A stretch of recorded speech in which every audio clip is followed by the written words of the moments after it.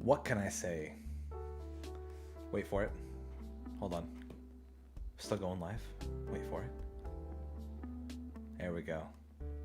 Ladies and gentlemen, it is me, it is I, your dear old Uncle Armored Otter, back with day 2 of 1190 Theory Crafting. In general, frustration. Got lots of cool stuff for you today at the top of the hour. We've got our Bleed Cadence Warlord. What's going on? Hold on. Lettuce sot? Lettuce sot. Lettuce. Lettuce is OT. What's going on, man? I'm just gonna call you man. Yeah, Bleed Cadence Warlord, the dual wield variety has disappointed me, surprisingly enough. We're gonna fix this build today. We're gonna make it something worthy of playing and being around. But we got more stuff. We've got Ember's Calling Pyromancer, another build that we need help with a lot. Trying to make it a build around Dreeg's Evil Eye Spam. We're going to see if we can't fix this build so that it is working, functioning properly. What else we got in the docket? We got some other fun stuff. Gore Drinker. We've already saw the Gore Drinker Paladin. Let's talk about... There we go. The Tactician. Tactician's kind of strange.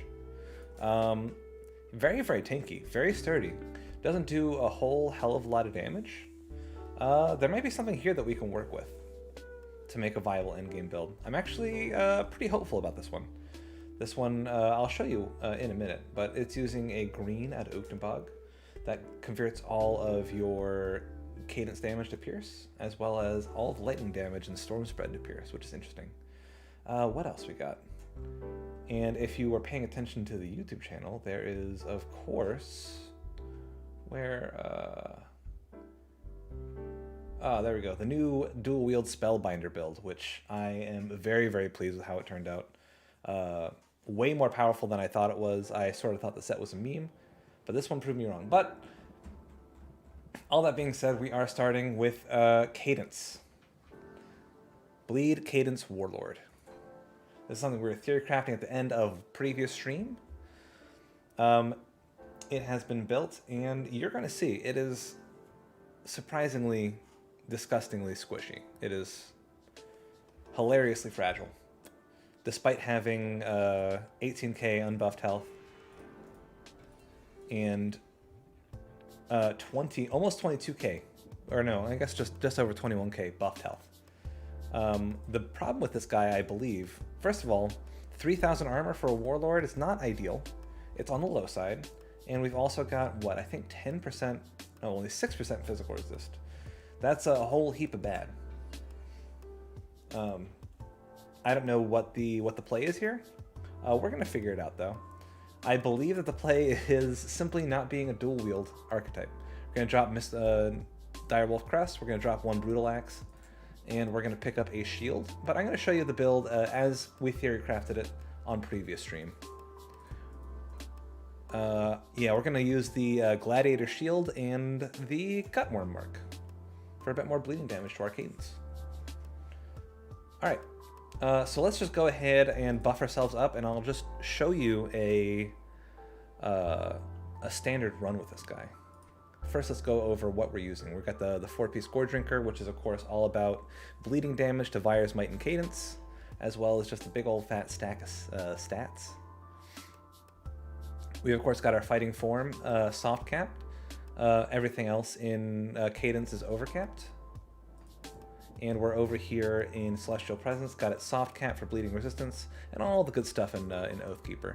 And I decided to go down to 3 out of 12, or 3 out of 16 of Fire's Might, to just simply focus on Tectonic Shift, which is the bleeding node in Fire's Might anyway. So... yeah, I've been playing around with this build for a little bit. It's a little squishier than I had anticipated. I sort of thought that just by the decree of having 30,000 health in Crucible would be enough, but I was very wrong. So I'll show you. The pros of this build, it does a ton of damage.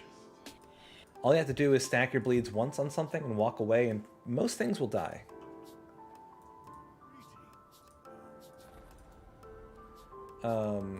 But of course it is very squishy. Like I said, we can just sort of stack our bleeds up and then walk away. Cadence something once, walk away. Fire something might once, walk away. Beautiful.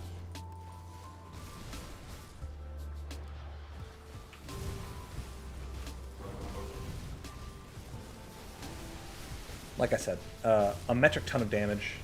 The output of this build is insane. It's just everything else in this build is letting it down. It'll be self-evident whenever we get to tougher waves, for sure. What's going on? Dr. Killbrew in the house. Dr. Killbrew. Ooh, yeah, you see, you gotta play a little bit more conservative with this build. You can't slap and tank stuff. You gotta be in and out like the other Gore Drinker builds. Gotta be very cognizant of your health at all times because you could evaporate in an instant. All right, this is one of the ways that we generally have trouble on. As you can see, the damage is nuts, but we do have to move along. We've already got Father Kaiman down. Let's focus up. And that's the problem. Therein lies the issue. Like I said, having these stats for a melee build is just, it's not working. I did something wrong with either stat allocation or devotions or something, but having 6% physical resistance and such low armor ratings, it was never going to work. Which is why I believe that, depressingly, our only way forward is to spec out Oleron's Rage into Menhir's Bulwark, slap a shield on, and work that way. I think the damage is actually going to be pretty comparable. But I will show you what we're considering. But if you guys have better ideas, let me know. So this is the best shield I could find. It's actually got a lot of great stats for us: attack speed, health, bleeding damage, and up to, I believe, 19% physical resistance, 18% there, and 15% attack speed. That's the best shield, I believe. And then we're also picking up a Gutworm's Mark. This, of course, just adds another little bit of bleed damage to Cadence. I'm actually not certain if we would rather have Gutworm's Mark or Direwolf Crest. I was actually looking at the Kali's Ka. Yeah, that would be just a whole brick wall of stats that we could use. Although it would be nice to sort of have one build that's not like taped together with the most impossible to get green items in the game. So yeah, we're gonna throw this on. No longer need the Direwolf's Crest. We're gonna use Gutworm's Mark. Do you have? We're just gonna get the one with the most offensive ability, because we're gonna lose a chunk of offensive ability specking out of Oleron. Bleed damage stays the same.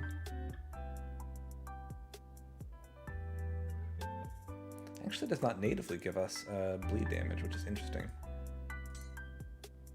Okay, we're gonna need to shuffle around some of our resistances. That's fine though.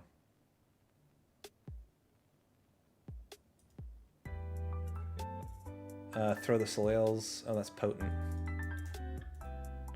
Is there a non-potent Soleil's victory? Yeah, there we go. This guy right here. Do we go for a Seal of Might? What is our physical resistance? I think we actually should be... We're at 24 physical resistance with the shield. And of course, we're going to get a lot of just flat damage absorption with Menhir's Bulwark.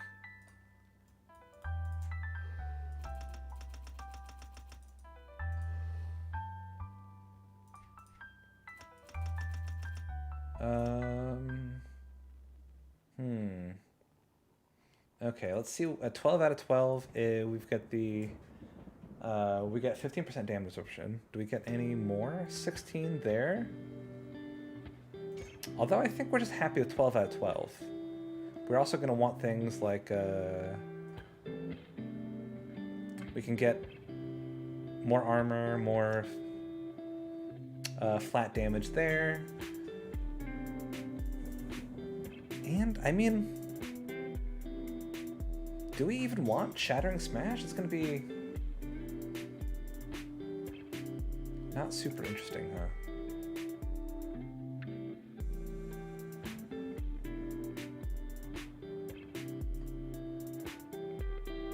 We're obviously going to put at least 1 point into shield training. That's good. And 1 point into Menhir's Will. I think that should be enough.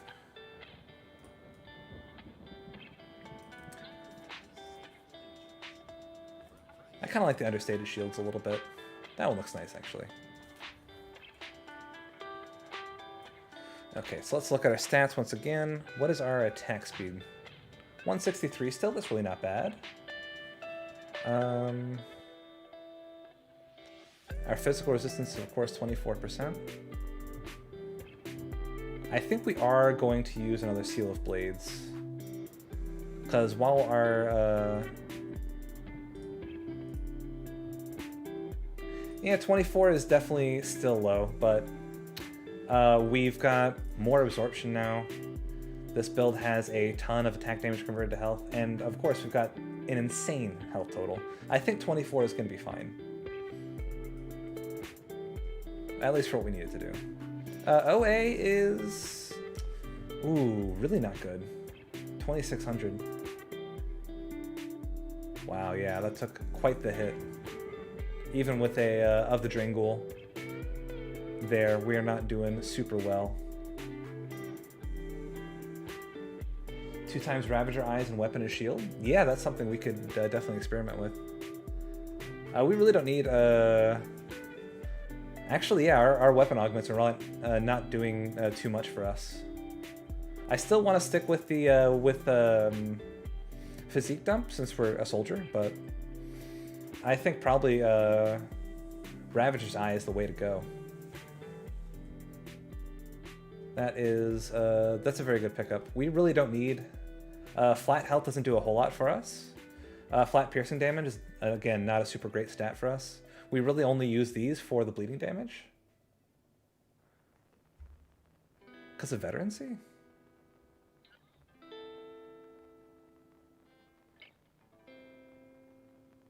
I disagree.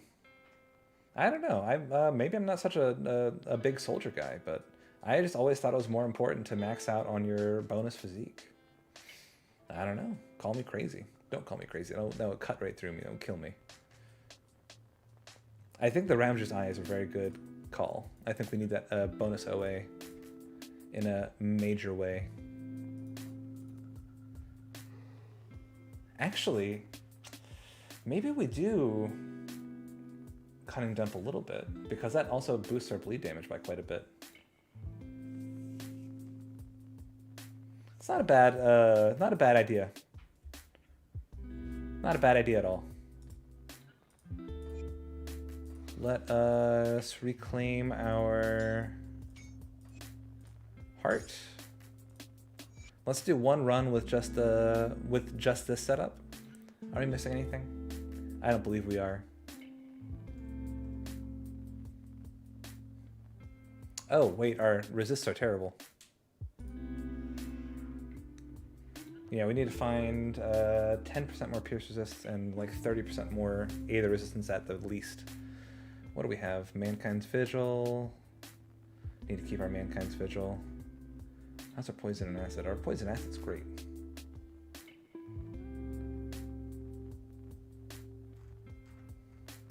Aether Chaos. Aether. Pierce Chaos. Okay.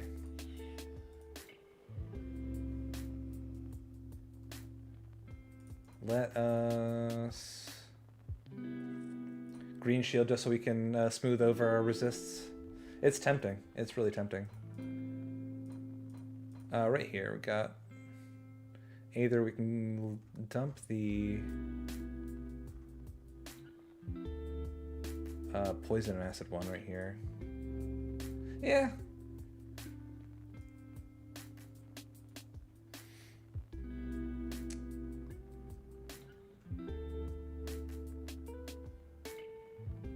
It's a bummer that we got that our pierce is so low. We just literally need one pierce thing. What do we got? We got Pierce Chaos.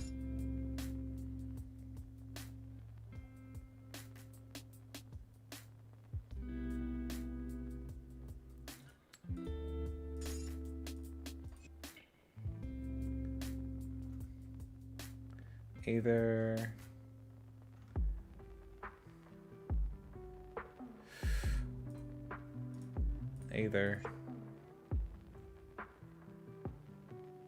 I'd love for our Aether resistance to at least be soft capped, but does not look like it. How do we get there?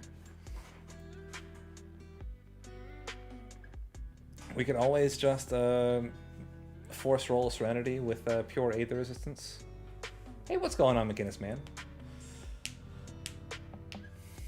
I think for now we just try a run with our Aether resistance kind of lacking. Worst comes to worst, we can go for a green shield and call it a day, but I'm not unhappy with where we're at. Let us, of course, get our Menhir's Bulwark up. Hey, what's going on, Tato666? Satan!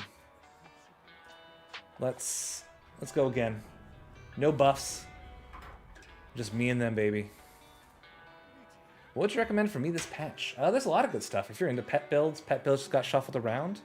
I think Cabalist is going to be very, very cool with Skeletons and Shepherd of the Souls.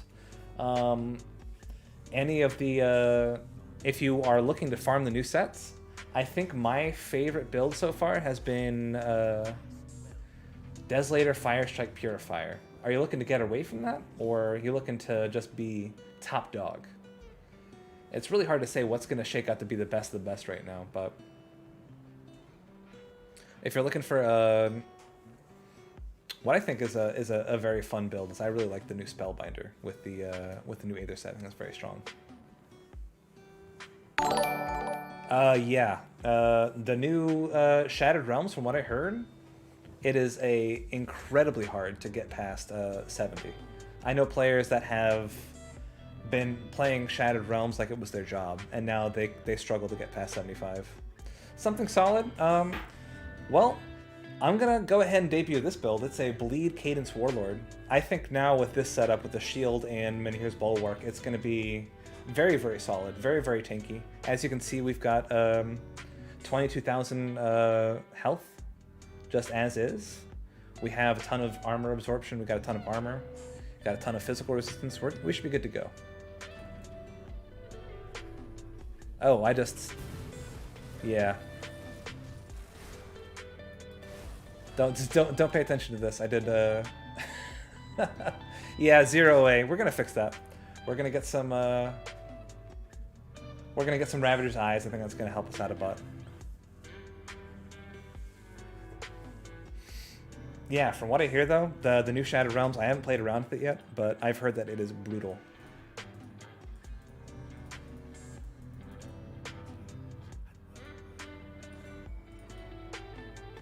Alright, let's see.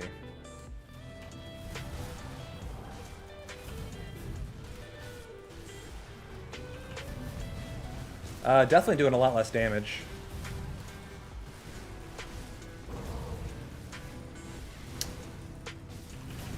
Still kind of squishy if I'm being honest.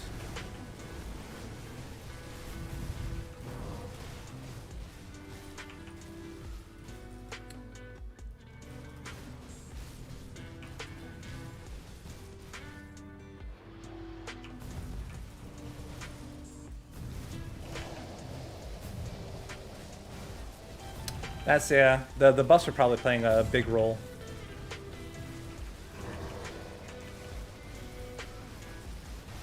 Ooh, I need to get out for a sec.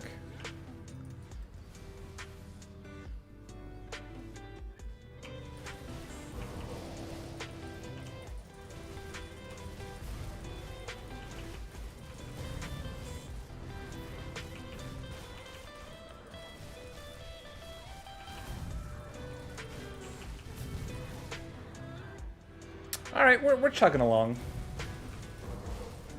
Let's see if we can't clear out this with little to no problem. Alright, we got our Ascension up. We should be able to take the rest of this wave no problem.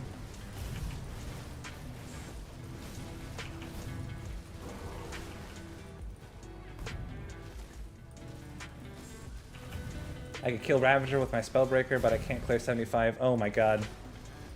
Yeah, they weren't messing around. Those new Shattered Realm updates are no joke. Alright, here's the tough one. We need to take out one guy quickly if we can. Alright, Ascension. Alright, moving on.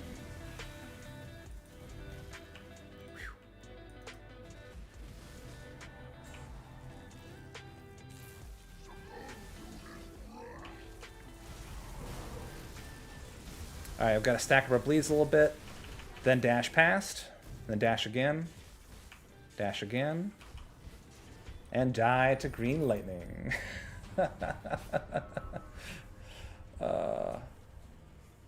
Yeah, Elena's necklace is a little gutted now, I think. Alright, let's fix some things, shall we? Hey, Ralph S. Thanks for the €3 donation. You beautiful, beautiful man. Pair character, punch in the air, fist and bump written on his knuckles. That is some wonderful poetry. You choose the Warden Shield. This base has physical resistance and A the resistance which you need. Okay. What are the bonuses on Warden Shield?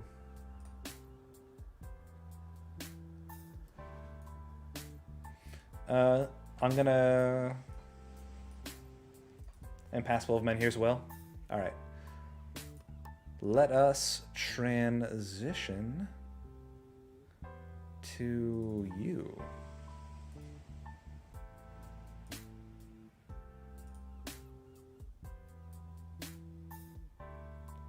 Alright. Let's go ahead and Warden. Shield. Warden's Fortress.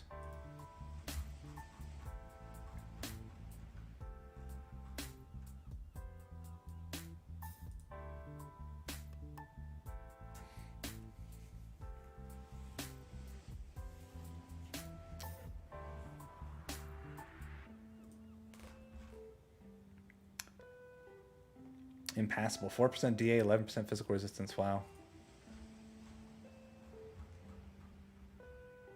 And of Min, here's Wall. Divine Mandate, more DA. Pierce resistance, beautiful. Okay, let's try it out. And let's get a couple of Ravager's Eyes, shall we?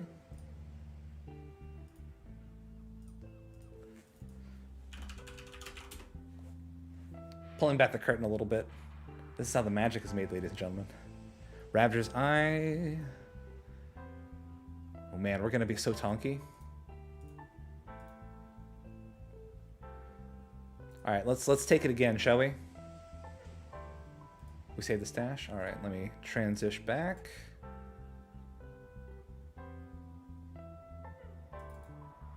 There we go. Can see everything. Good. Okay.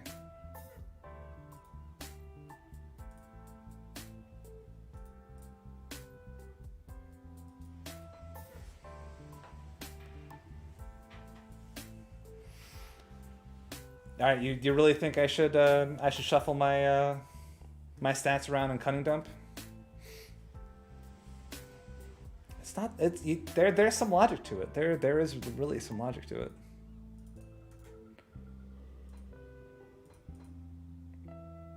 All right, 19. So this one we gain 1% physical resistance.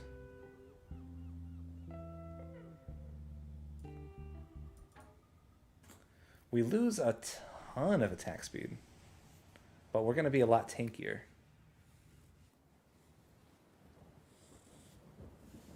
McGinnis, man, as far as I know, they didn't touch anything in that Eora build. Everything, I believe just remains the same. Oh, you know what? I need to do one thing real quick. I don't think they touched Warlords. I don't think, or Warborn. I don't think they touched Baronath. I don't think they touched Eye of Reckoning at all. Remove Pierce from components as well.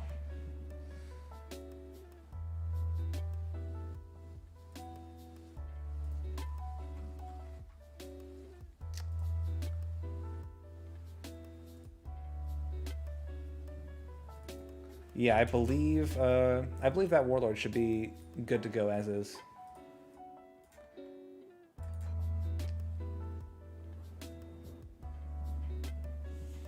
I mean, really, the main losers of this patch are Albrecht's Aether Ray. Aether Ray builds are, from what I understand, suffering in the damage department right about now.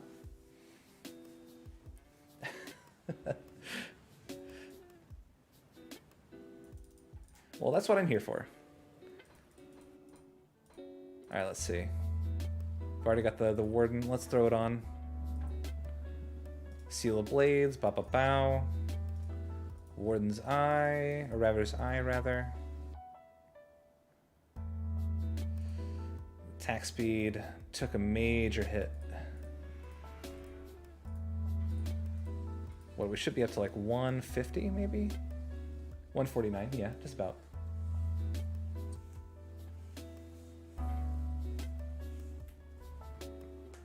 Warden can roll up to 25% base? That's pretty nuts. Let's see what our resists are. Yeah, we can definitely get rid of those Pierce Chaos for Aether Chaos. Do I have any more of those? No.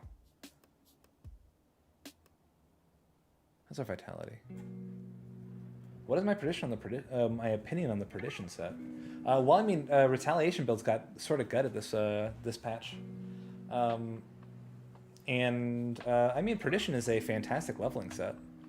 I am not certain if it really makes the leap to late game like other sets might. If you're going for like an Acid Retaliation build, your best bet late game is probably the of the 3 set.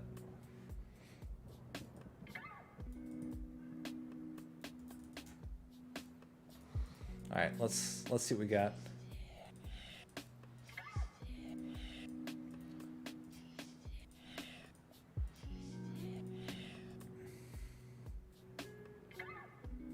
Actually, let me see my devotions real quick. Did I ever?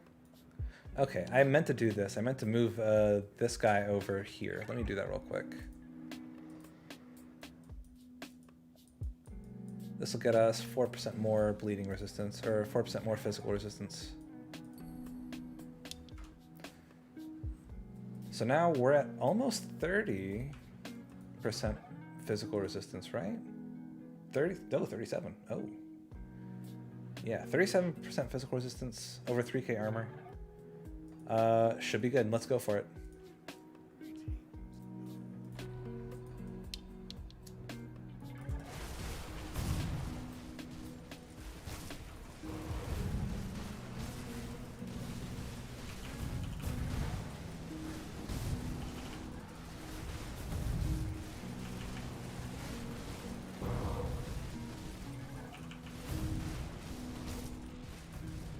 I mean, it's hard to say what was the what's the change in gear and what is the Crucible buffs, but I mean, when we were dual wielding, we had the Crucible buffs. We were suffering, and now we can pretty much spank and tank, I believe. We'll try on wave 154 and see how that looks. See if we can actually just sting and tank the 3 big boys.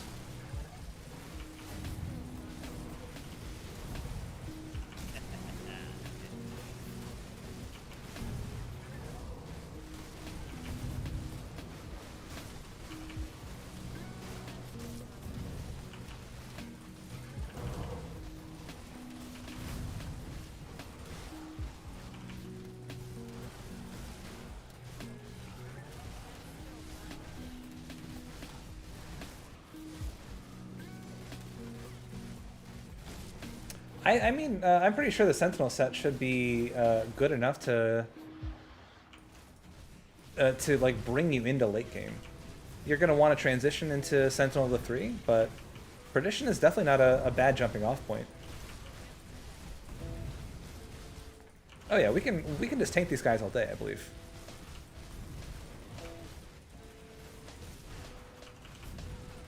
Oh, maybe not.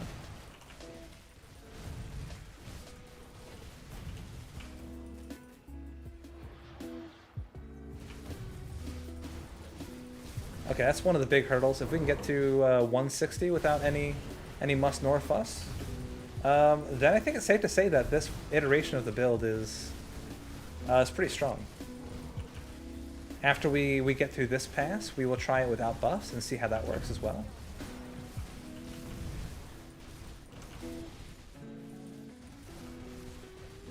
But, you know, I'm not really noticing the attack speed dip or anything like that. Especially since this build seems to be like half caster as well, since you have to rely on your Vire's Might damage pretty heavily. Which is an interesting take for a Cadence set.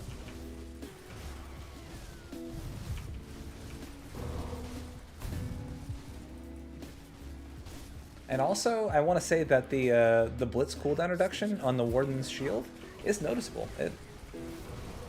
0.6 seconds is a lot. This one is, I think they added it in 1.8. This is the Crucible that's meant to be the Ugdenbog Crucible.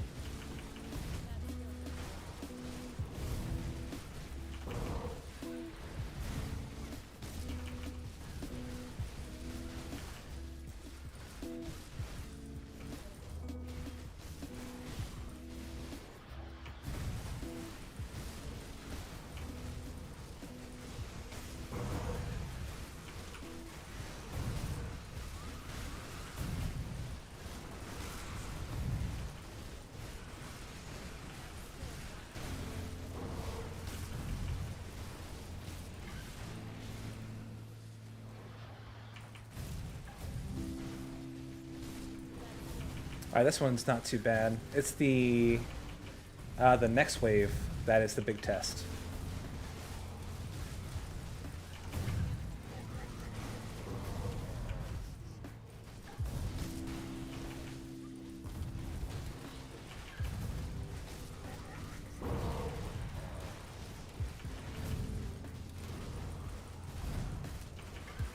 Honestly, probably just should have popped my Ascension at the beginning of this fight.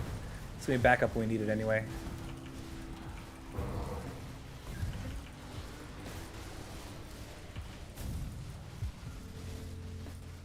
Alright, let's see.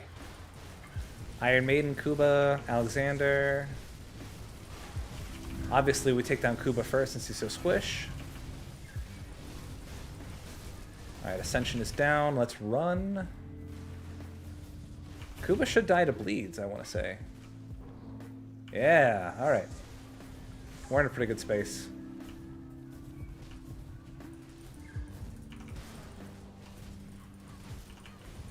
Alright, let's stack up bleeds on Iron Maiden.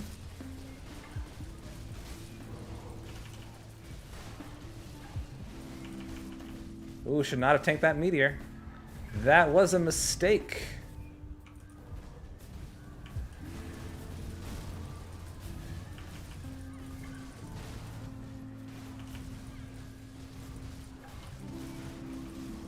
Alright, we can take the meteor when we have Ascension up. Alright, Iron Maiden is down. Alexander should be easy enough. Beat a foe? Yeah, this build is crazy mobile. We have a whole set that's built around Vire's Might spam, and it is made even better by the fact that the same node that has all the bleed damage on it is the same node that reduces cooldown. We also have a shield that reduces the cooldown on our blitz, and we got the bleeding mobility rune, so we can just sort of dash around, pop a few shots, apply dots, keep on moving. It's a cool playstyle that I kind of dig.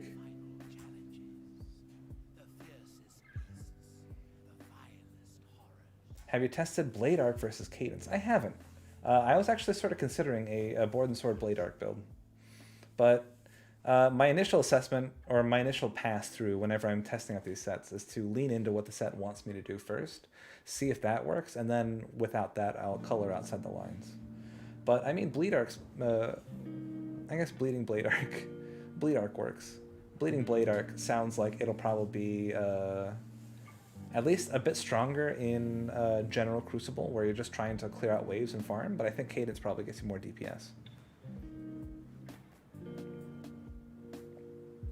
I'll tell you what, Lettuce, we're gonna do these last 10 rounds, and then I'll take a look at that build. This day's all about Theroycrafting, baby. If we're not Theroycrafting other people's builds, then what are we doing?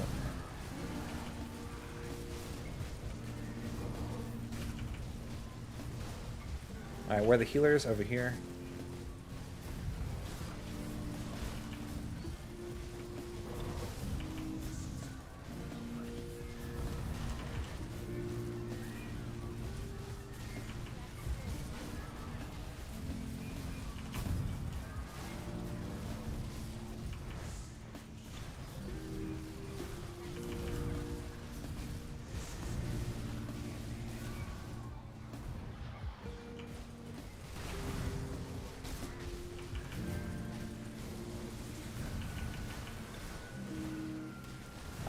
I hate Queen so much. Queen. Oh my god, she sucks. She's the worst. Let's stack up some bleeds on her and walk away. We got Ascension up. Hey, what's going on, old Coffin Spirit? How the heck you doing today? On this fine afternoon. This fine evening. Ugh.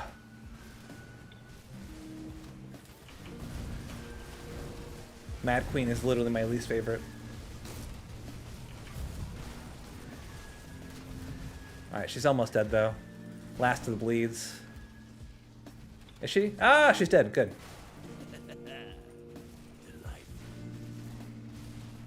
Ugh. Alright.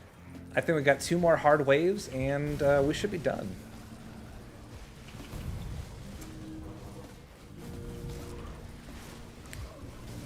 Honestly, I don't know if it was the playstyle or what, but it really felt like the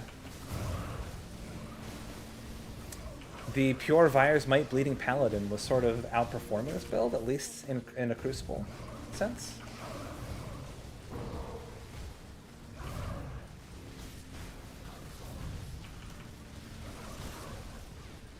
I don't know, they're pretty even though. I felt like the hit and run nature of the Paladin build really sort of served it well in Crucible, and quite likely also in Shattered Realms, where mobility is key.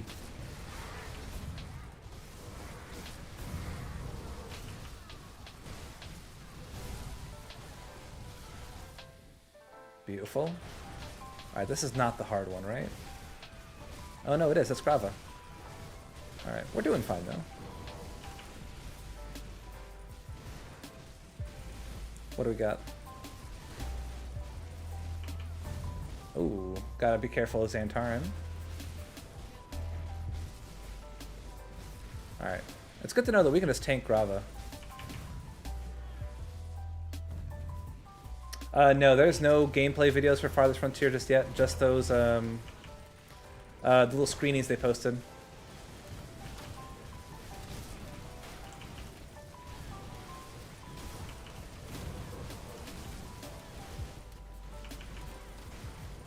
Who are you? Who's this guy over here?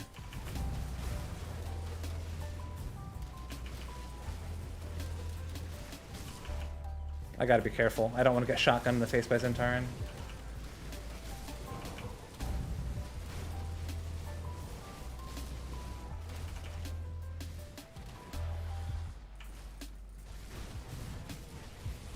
Alright. Just need to take care of Father Kaiman and we should be good. Kaiman is dead. Now I can do Ascension and burn through Sharzul.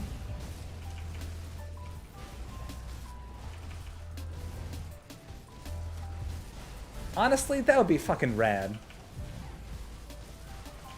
Vire's Might through a Trail of Blood? Oh, that'd be so fucking sick. I don't know. I wish they... Sometimes I wish they paid a bit more attention to aesthetics. But I'm not complaining.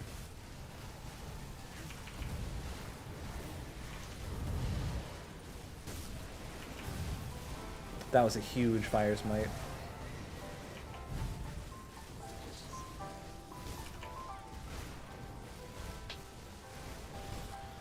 Alright, 168. Next one's gonna have either Korvac or Theoden Marcel. Ooh, no, hold on, what's going on? We're getting kind of whomped.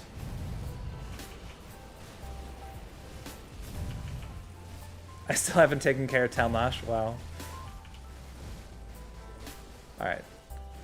We're good. What's the tankiest build I've ever made? I don't know.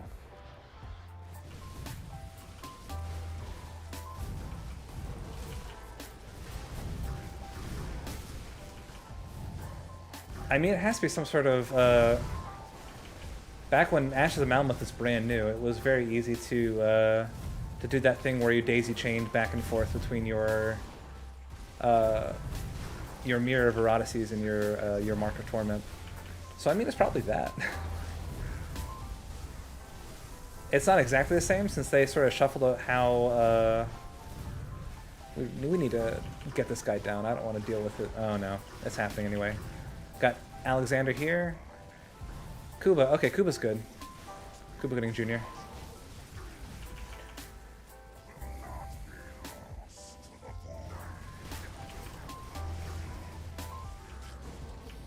Ugh.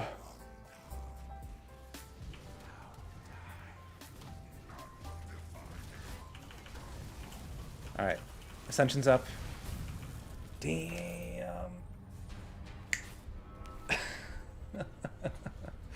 Okay.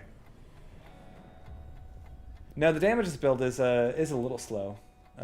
You're not. It's not just you. Hasn't my my OA gotten a little bit better? No, it hasn't, has it?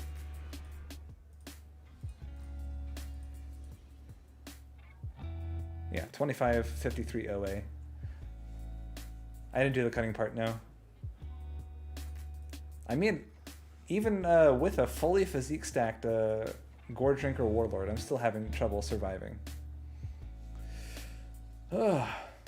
Okay. Yeah. 10% chance. That's actually quite big. And 0.4% chance to crit. Do I even have? Wait. Korvac.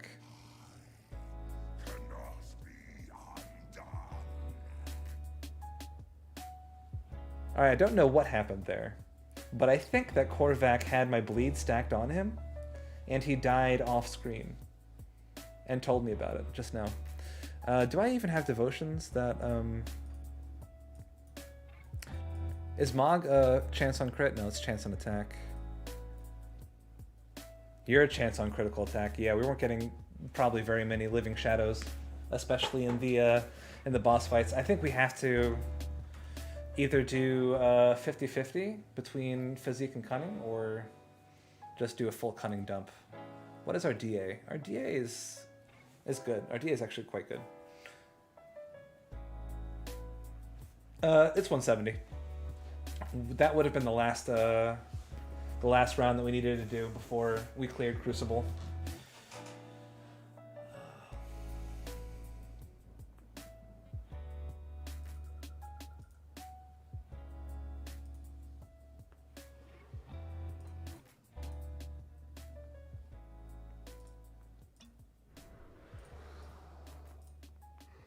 Let's see, where can we take points?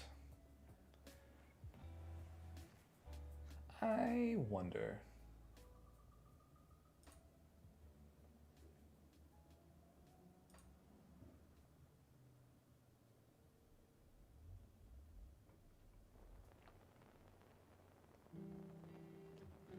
How necessary do you think Deadly Momentum is in this build? Since we are all about the bleeds, do we really even want that bonus physical damage all that much?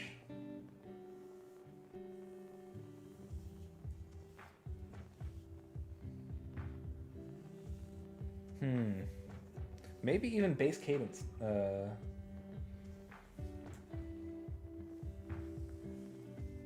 Can go down a bit. We don't really care too much about the base damage as we do about the bleed damage. Yeah, I think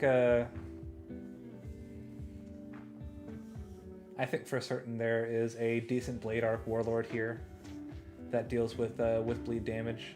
It's just so weird that they would go all in on Cadence here.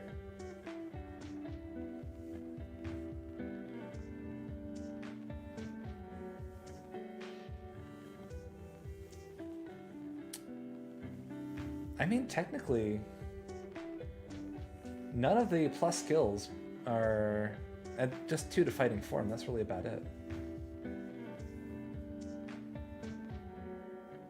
So the damage isn't so much coming from Cadence, it's the bleed around Cadence. It's fighting form and the base bleed.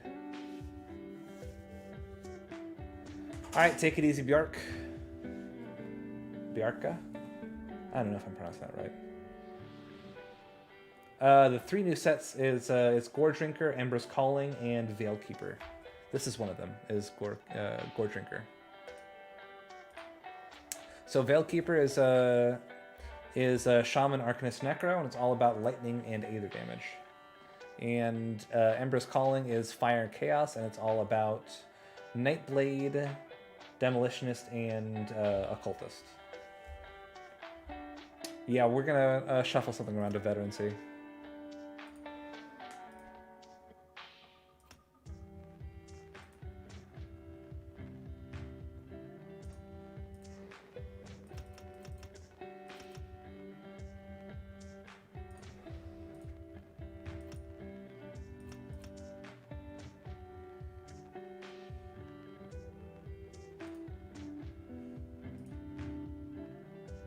Alright. We get physique up until we can equip our armor. Spirit up.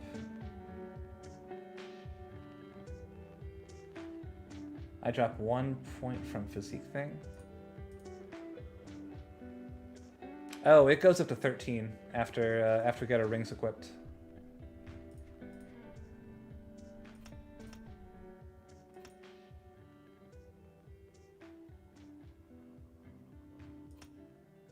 Yeah. Then we can do the rest into cunning.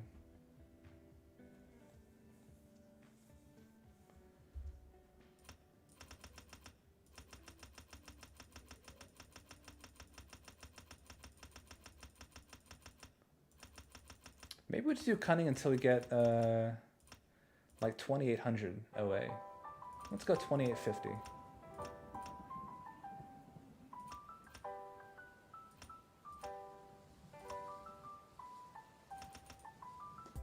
That feels right.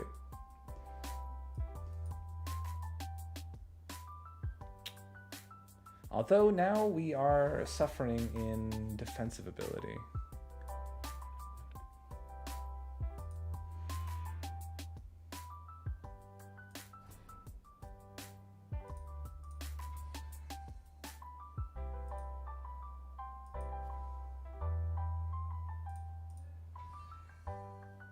Yeah, 7% chance to crit doesn't feel great.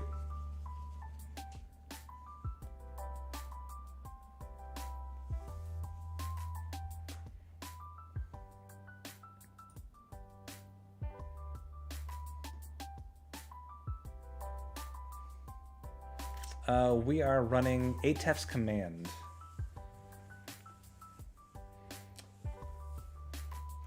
I think ATEF's Command is pretty much best in slot for these augments. Yeah. Armor. More armor's great. We're already undercapped on stun duration, and flat bleeding damage gets scaled up. We can't... I don't think we can really lose those.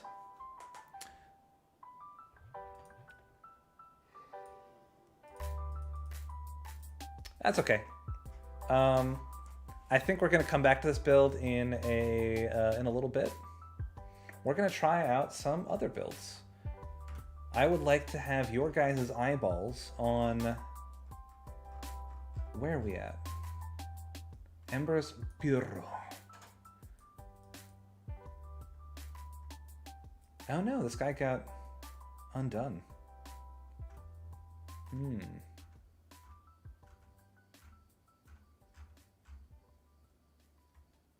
Well, there's always this guy. This is a different take on the Gore Drinker set that is all about Pierce Cadence still, but it utilizes a green bow from Ugdenbog called something I didn't really realize was a thing, is the Ugdenbog Bolt Thrower. Never seen this MI in my life, but all it does is it has a huge lightning to piercing damage conversion. That's pretty cool. But it has a bunch of flat piercing damage to Cadence and crit damage to Cadence. Hey, what's going on, Mischievous Achiever? I love that name. So let's take a look at what we're working with here. We've of course got 18 out of 10 in range expertise. For dual wielding Reaver's Claw, I thought about that actually. The Gore Drinker dual wielding Reaver's Claw with the with Inquisitor. It's an interesting thought for sure. I did think about that as well.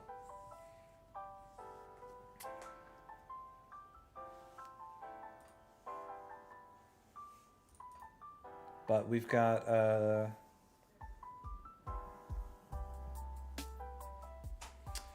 I mean, I think it's worth exploring. Reaver's Claw does give +1 to all Inquisitor, right? Or am I thinking about something else?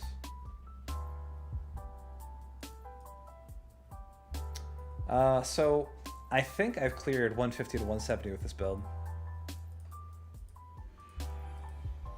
But if I remember correctly, the build was very tanky, very, very sturdy, just sort of lacked in the AoE department in a very real way.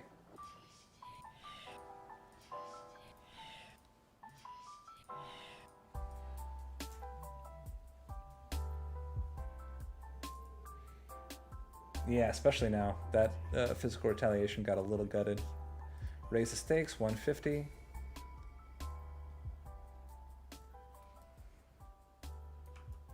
Oh, I don't have a movement rune.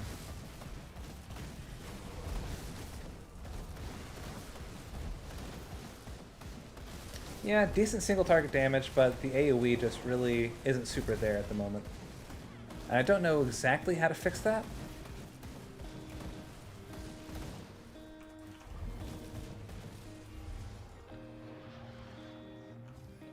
I mean, Word of Pain does decent AoE. But that's Word of Pain. It's not really known for its insane damage dealing capabilities. But look, I can just tank these guys all day. No ish.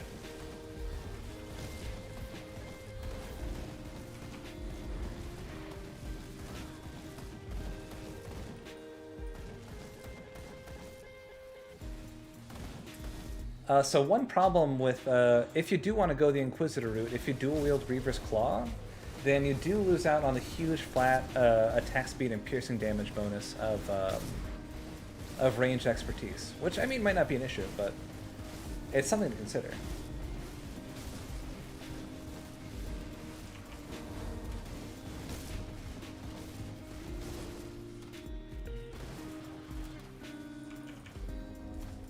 Alright, let's take out Kubi first. Kubi Wing Jr. always goes down first, because he's so squish.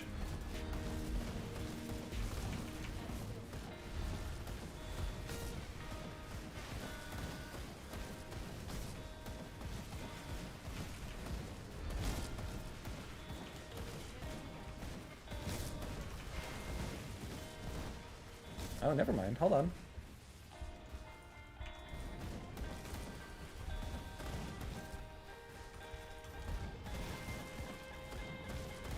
Kubi kind of took beating there.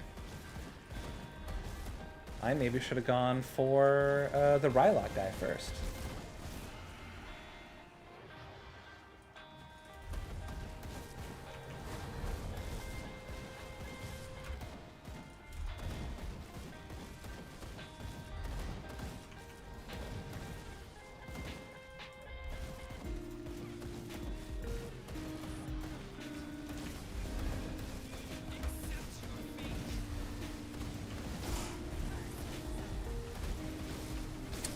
The thing about this build is just it bores me to tears, man. I think it's strong enough to stand on its own. It's not blowing anyone's mind as far as like damage dealt or anything, but you know, it's tanky. It's tanky and sort of mindless. You can just sort of sit here and shoot people. That's nice.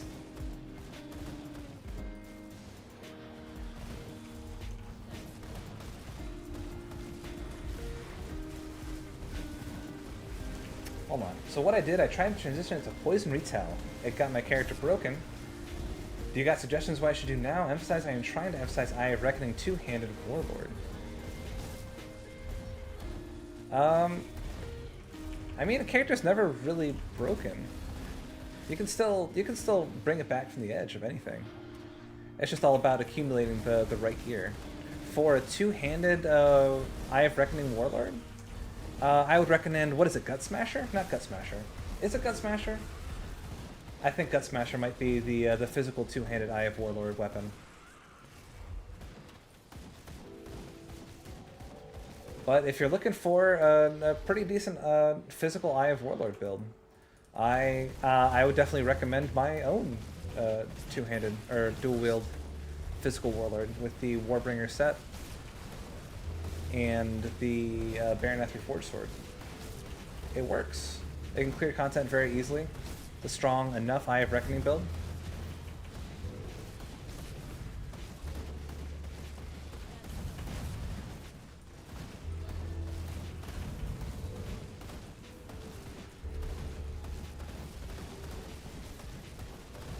Wait, what they did, Rosins?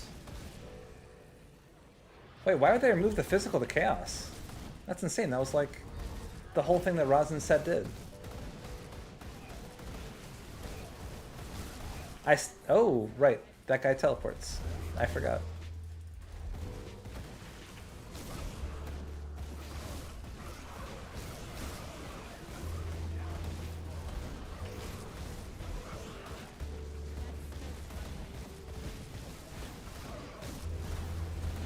Isn't it still technically possible to get full physical to chaos conversion with the Behemoth runes?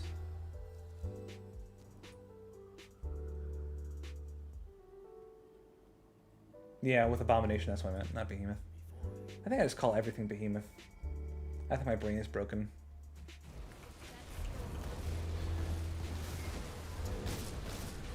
This wave is going to be a pain because the healers.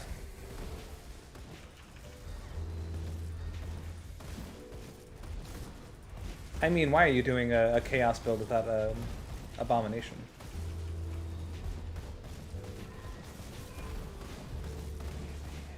Oh, that wasn't so bad.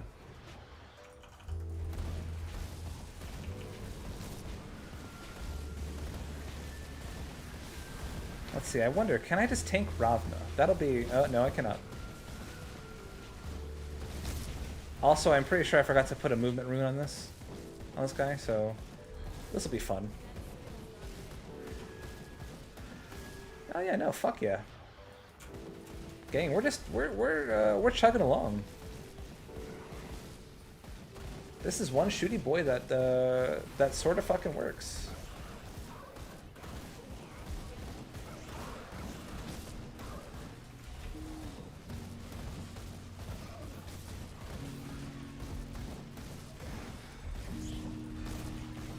Oh, mischievous Chief, you're gonna make me blush.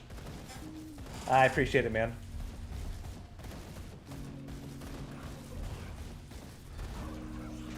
I'm having a really hard time grinding good loots. I only have the one Warborn one-hander. What I suggest is sometimes just step away, take a break from that character, try a new character. Sometimes I don't even. When I'm playing the game legit, I don't even find all the gear I'm looking for on the first character. I'll finish a character by the time I'm done with like the third character, like leveling and grinding and all that. Sometimes just need a little bit of variety.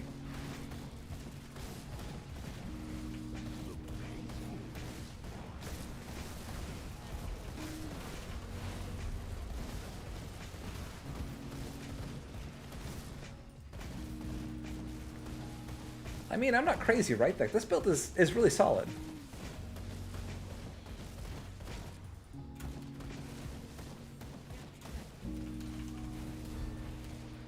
Will I get shotgunned in the face?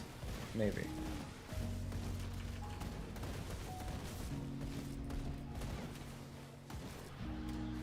Nay, fuck you, Dargan.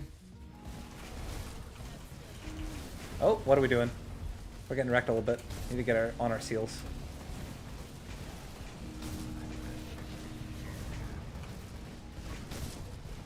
Okay, Rajin's down.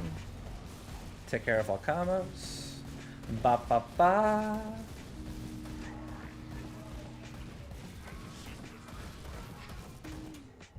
I mean, gang, if you're looking for a brain dead Piercy build,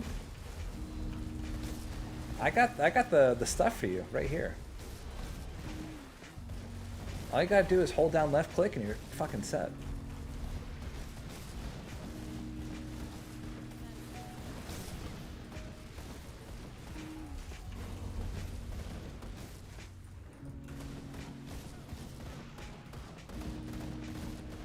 I can't link the Grim Tools. This is an 11.9 build, and Grim Tools is still an 11.8.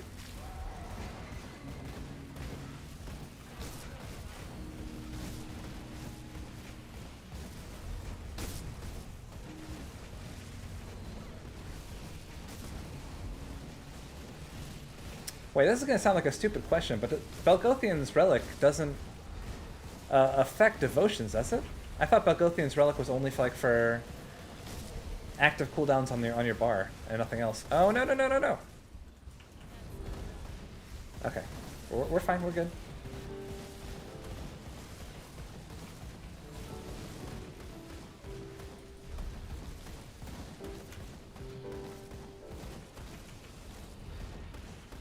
Come on, Talnash.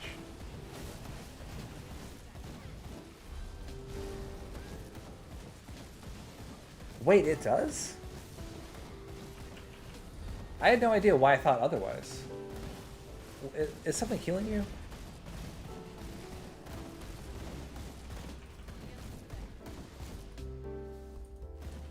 Were you guys healing him? Do you guys heal?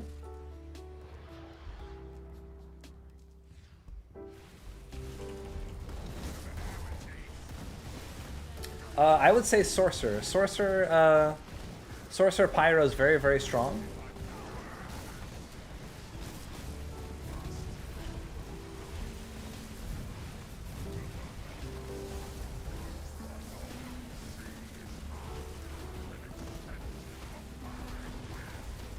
Okay, hold on. Come on, your animations take so long.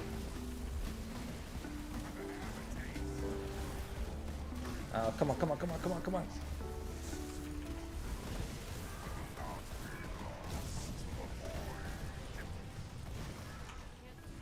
Oh, I got interrupted. Okay.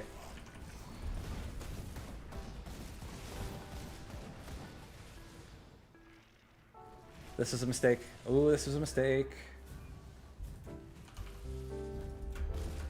Alright, if we can take down Alexander. And we took down Gravathul. Alright, we're set. Now just sit here and shoot these guys.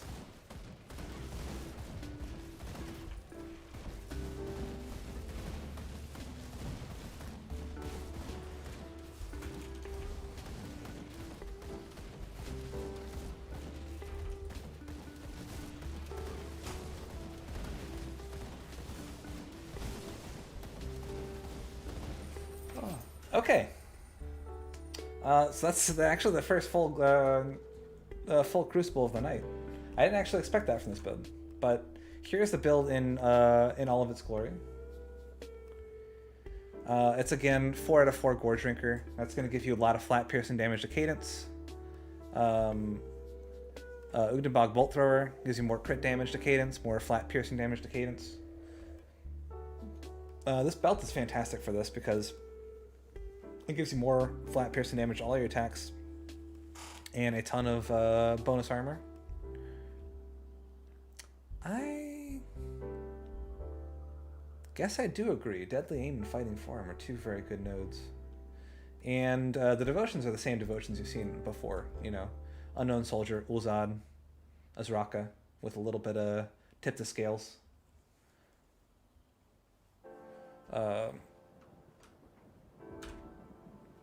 But, you know, super boring. Not very fun to play, but good enough.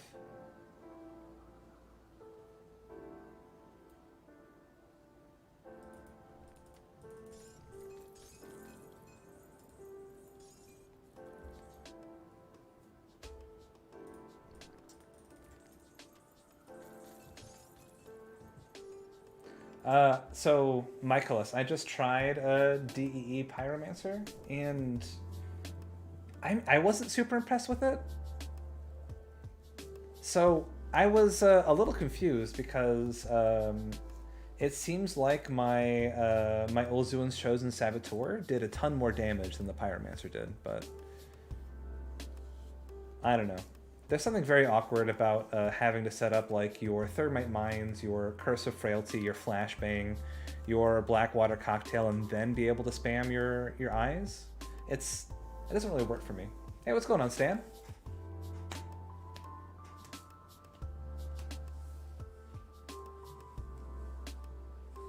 We do have a Bleed Paladin with Gore Drinker, and I like Bleed Paladin a lot. I thought Bleed Paladin was very strong.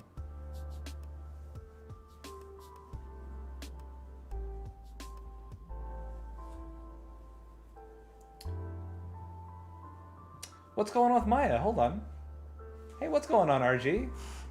Oh man, now we're popping off. Fuck yeah. The Dallas Dapper asks, what game is this? This, my friend, is Grim Dawn. You play the role of Grim Daniel, and you have to go through the world of Grim Dawn with nothing but your trusty gun and a billion million things floating around you. For real, what's going on with Maya? Did I miss something in the Discord chat?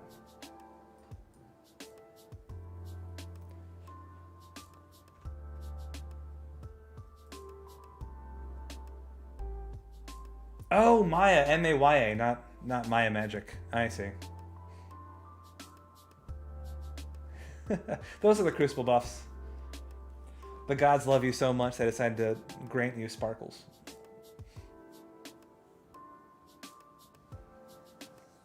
If you are a fan of ARPGs, Dallas, Diablo 2, or anything like that, or more specifically Titan Quest, then I highly recommend you check out Grim Dawn. I believe it's the best ARPG ever created. Other people agree with me. Other people don't. That's fine. But I believe that Grim Dawn is the creme de la creme. So this is a take on my Aether Spellbinder auto attack build. So what we are rocking is a lot of the same stuff as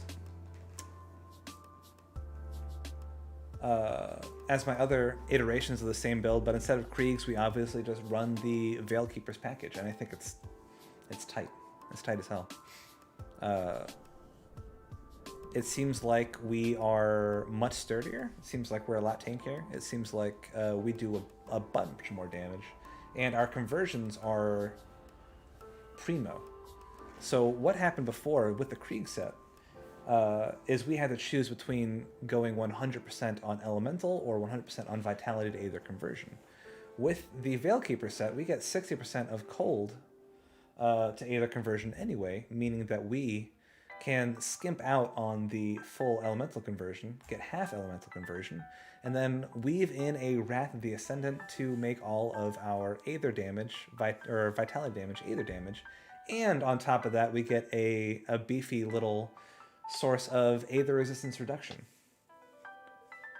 And it works out very, very well. This one might be the biggest DPS jump of any of my builds. I'm a big fan of it. Before we jump into this one, I am going to be right back. I gotta hydrate. I gotta replenish my systems, but then we'll check out this build in a sec. Ugh.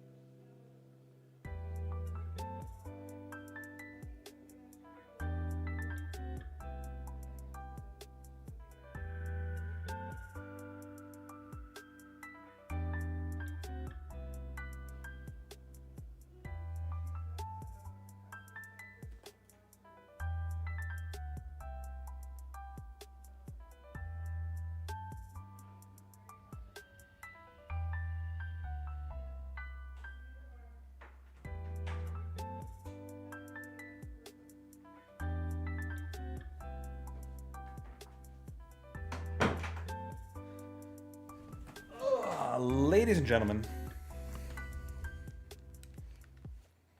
I'm back. Conversation lively as ever. Let's go ahead and jump on into this run. I see we're still talking about like Razin's Witchblade. Is that what we're talking about? I think Razin has insane single target DPS. I'm ready to demonstrate my true power. I like Lokar's voice. Oh, you know what? I forgot to throw in buffs. That's okay. This build don't need no buffs, maybe. I don't know. It does need buffs. But as you can tell, the DPS is nutty.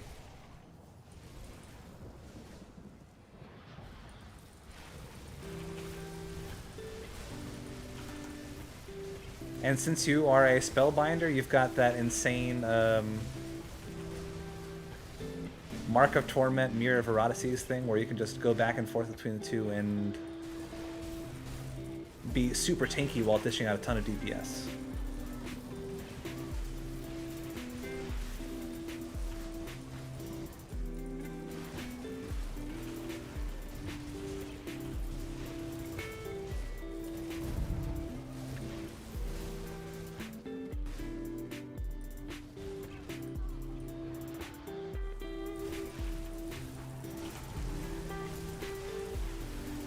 Let's see if we can burn through Kubi. We cannot.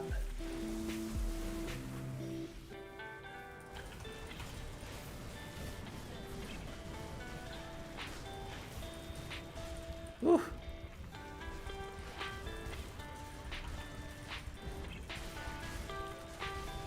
Yeah, we're a little squishy without our cooldowns available, but since we have Belgothian's Carnage, we should be able to kite well enough without our until our cooldowns are back, and the window should not be too hard. There's also a different version of this build that utilizes Hourglass of Eternity to essentially stay on top of your cooldowns the entire time.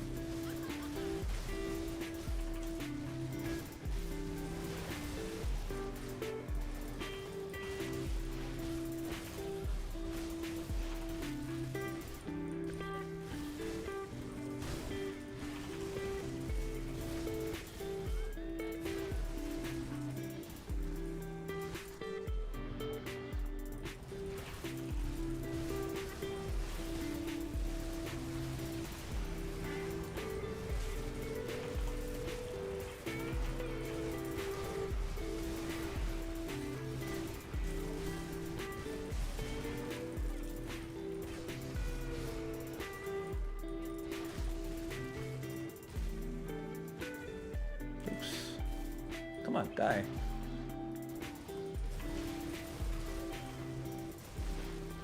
I'm very excited about Farthest Frontier. I know a lot of people are pretty upset that they are not doing another ARPG for the next game, but man, I'm a sucker for a building sim, especially a good one.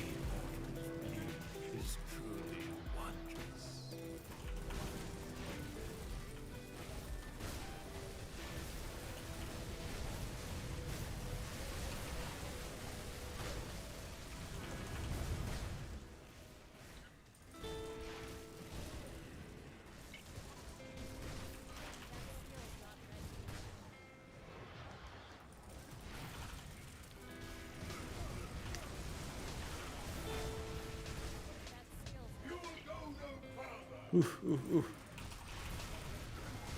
Man, barely got my mirror off in time. Ah. As far as we know, no, it does not leave months.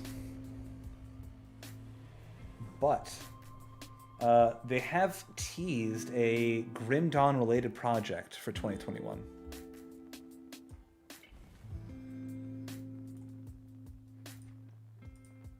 Okay, so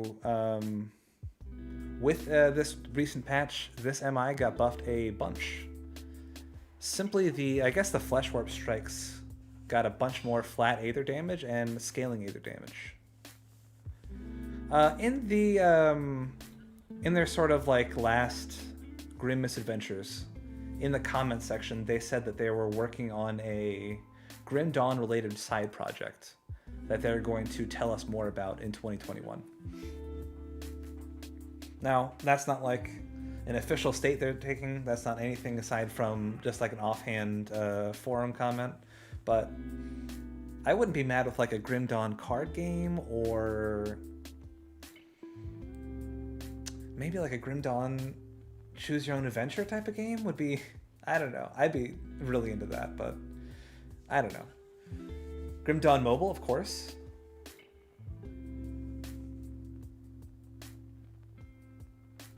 Where you can buy Grim Dawn crystals and use that to power up your Grim Dawn towers, which will, of course, let your Grim Dawn workers build more Grim Dawn houses to live in. And you can fight against other people's Grim Dawns. Grim Dawn card game would be sick. I mean, I have been sucked into the whole everything must be a roguelike game recently. So if they took Grim Dawn and made it like into a roguelike deck builder, I'm there for it. I'm showing up for that 100%. Oh yeah, and Lord Parker, anything lore related. If they, like I said, if they did like a Telltale Games sort of choose your own adventure Grim Dawn book, I'd be so about that. It'd be insane.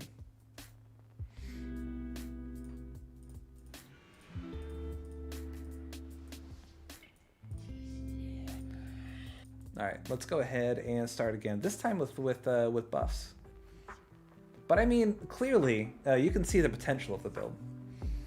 Of all the builds that I've played today, this one has by far the highest damage threshold. It is, I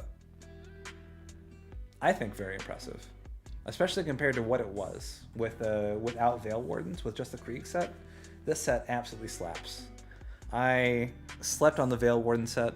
I was wrong about it, or the Veil Keeper set. I was wrong to say that it was bad without really testing it out, but man, Veil Keeper set is awesome.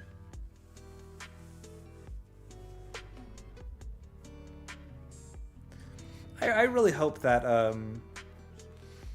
that Crate sort of goes the way that Riot Games is going, not in the sell out to Tencent and then have everything be shifted through Chinese lenses, but I would love for Grim Dawn to be, or a part of like an expansive world where they tell other parts of the lore, other parts of the story through other mediums. I'd be very into that.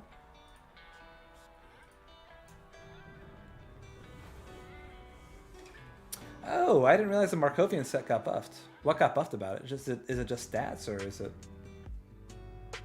something more?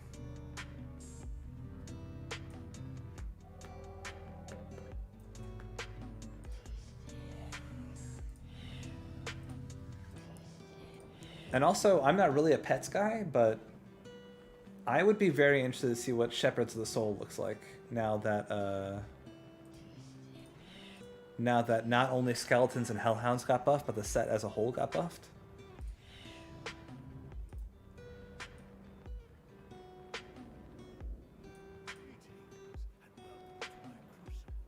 The set bonus 30% slow resist. Oh, that is big, and I think 6% health. And Markovian Stratagem got 80 to 120% physical int damage. I have heard good things about Genshin Impact. All right, so here is the same build but buffed, baby. We got all of our Crucible buffs rocking. We're ready to roll. And as you can see, the damage is out of this world.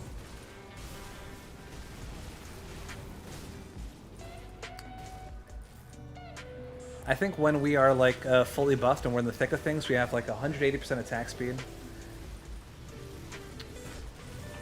We also have, I think, like 70 or 80% crit damage. I'll have to check on that after this, after the fact. But the stars sort of aligned for this build to be an absolute damage-dealing monstrosity.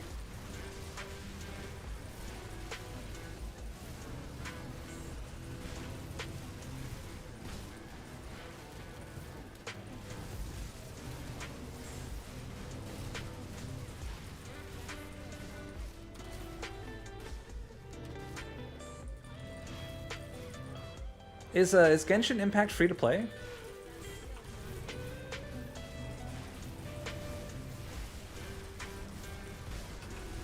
And with Mark of Torment Mirror, we can just tank everything, baby. Well, look at that. They didn't even stand a chance. Dear God. We are monsters.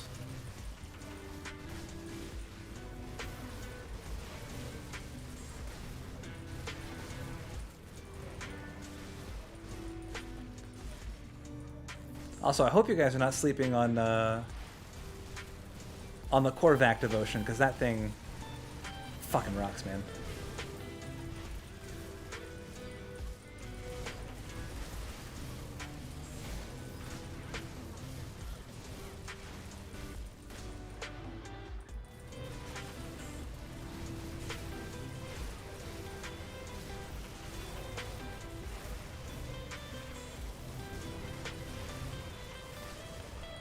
Oh, I wasn't careful. I got cocky. Alright, just because I am bad at piloting this build does not mean this build is bad. I swear by this build up and down. It's insane. It's incredible. It's wonderful. It's beautiful. But just because I am a monkey does not mean that's bad. Let me take you through the stats real quick. 3,000 offensive ability, but that is just the baseline because we are rocking, of course, the Korvac's Eye Devotion, which is another effective 130 offensive ability and defensive ability. And since it's tied to our main hand damage, it's always popping off. We currently have 150% attack speed and 62% crit damage. Actually a bit lower than what I thought it was, but since we have the Veilkeeper set, while we have our Arcane Will on, which is a huge portion of the time, we get an additional 10% attack speed and 6% more offensive ability, as well as, I think, 150 defensive ability and 60% flat damage. But where is our Flesh Warp Strikes is doing between 40 and 50,000 damage. That's really not that bad. I thought it was more, but either way. This build does insane amounts of damage. And if you're playing it properly, it's very, very tanky. Yeah, so this set, since it's all about Arcane Will, it has another 4-second duration, and it increases your health regeneration by 325%. So if you pair that with something like, I don't know, Behemoth, for example, if you were to go out of your way and get Behemoth with all of its health regeneration bonuses and Giant's Blood, then your health regeneration while Arcane Will is active is...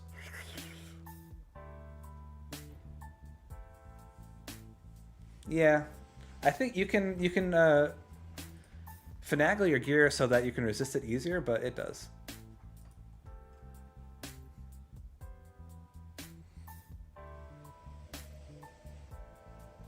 Yeah, you can definitely go for the 3-point Behemoth meta. I chose to instead focus more about damage than overt defenses, but I think there's definitely a version of this build that gets health regeneration stuff in Behemoth and just kicks ass with it.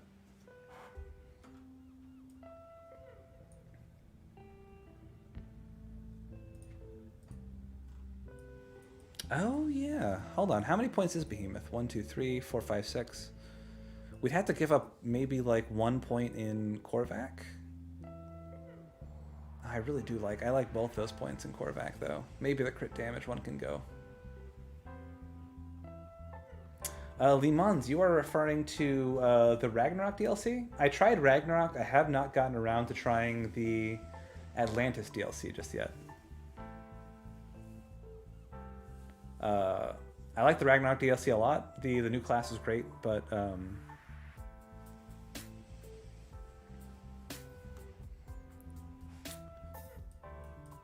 I've heard good things about the Atlantis DLC.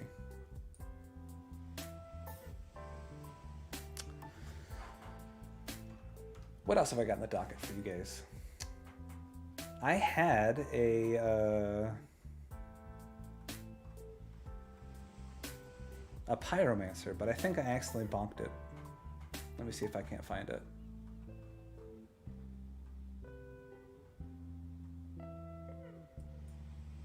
Yeah, I bonked it a little bit.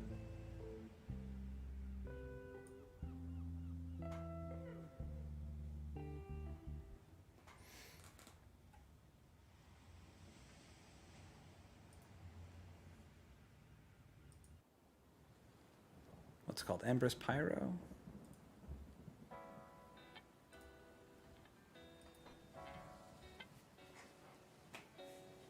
So the idea behind this build was to do pure fire Dreeg's Evil Eye spam. That was the idea.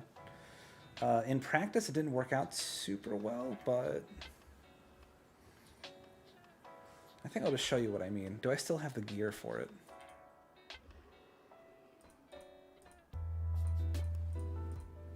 Yes, I do. Okay.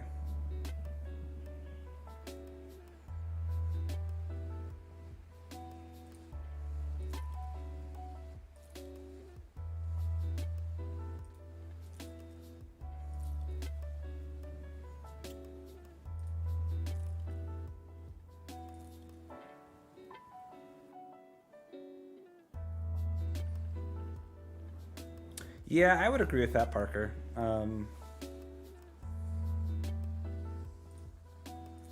Even without that, even just the base game, I can see Titan Quest being a bit of a slog to get through.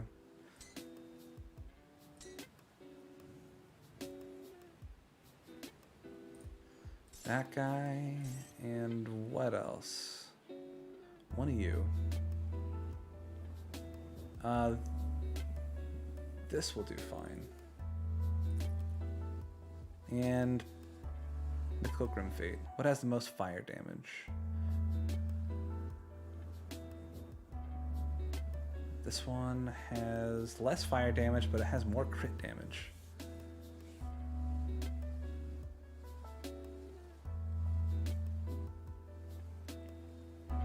Let's go for the more crit damage. What else do we need? Is that everything?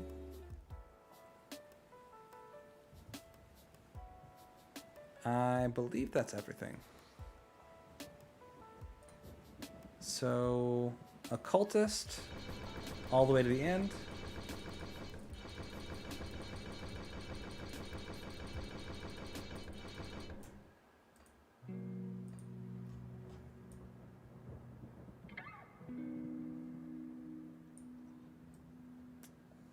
I think I'm fine with these devotions as well.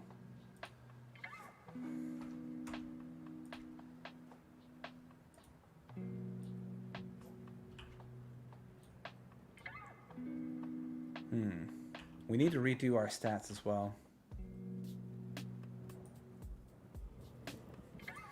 I mean, Titan Quest was, it was pretty popular for its day. Titan Quest didn't really stand the test of time, but back in like 2005, 2006, Titan Quest was like sort of touted as like a Diablo killer. Like it looked insane for its time. Like the sort of graphic innovations that Titan Quest had. It was very, very hyped.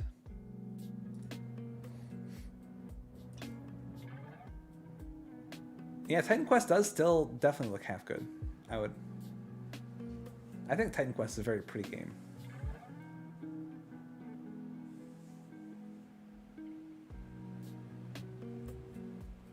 Okay, so the problem here is we need to hit the threshold of 1,000 physique and 679 spirit.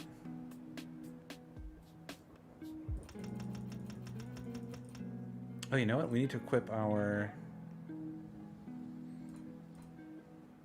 Seal of Annihilation. That gives us bonus spirit.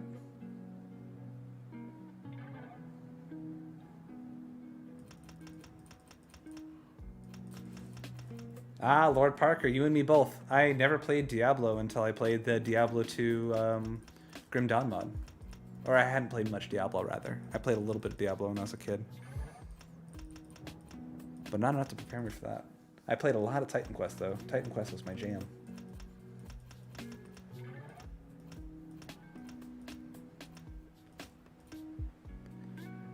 Okay, we just need 679 spirit.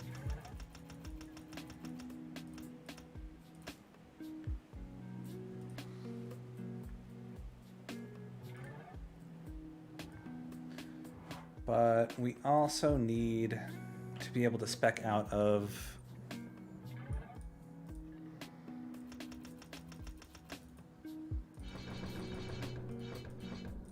Demolitionist. Okay, what's our spirit at now? 657. Okay, we can hit threshold and then dump physique. Beautiful. If you're going to have mod approval required on messages, you should get a mod. I mean, obviously, if I'm going to have a mod, it's going to be like Dr. Killbrew, because Dr. Killbrew is omnipresent. Dr. Killbrew will be the shadow that lurks over Armored Otto's chat, banning people he sees fit.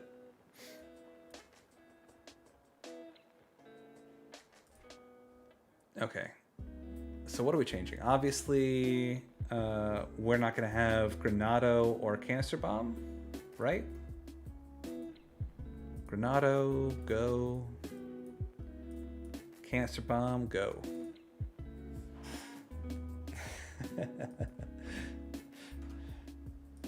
So we spec all the way out of this stuff.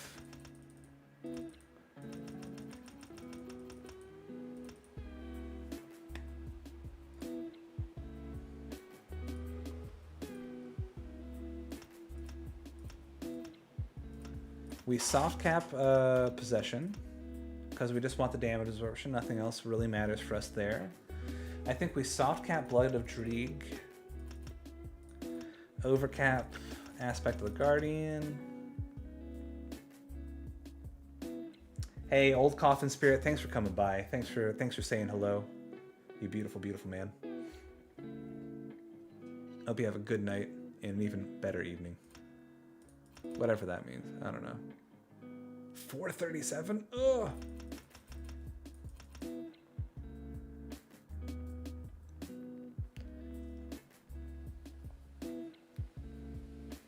Okay, so we got all of our must-haves, right? We want to overcap Agonizing Flames, soft cap Demon Fire, overcap Thermite, get this to 10. We want to overcap the Eye itself. We want to overcap Vile Eruption. Soft cap Terrifying Gaze. And I think overcap Bloodburst as well, right? Yeah, that gives us weapon damage, which we can use for attack damage converted to health if we need to.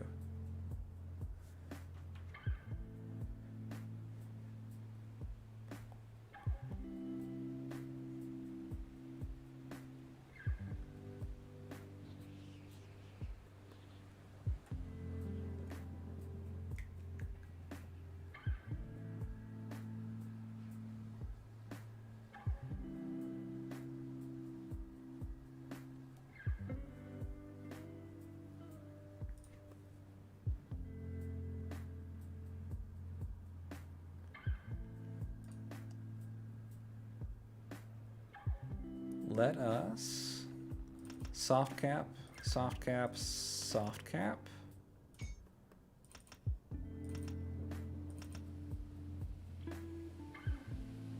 Do you get us more damage? Oh, you do. Okay, we'll overcap. That is pretty good.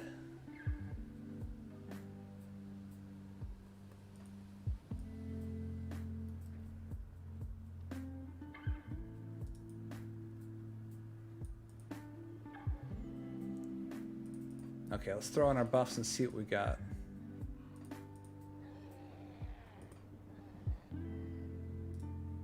Blood of Dreeg.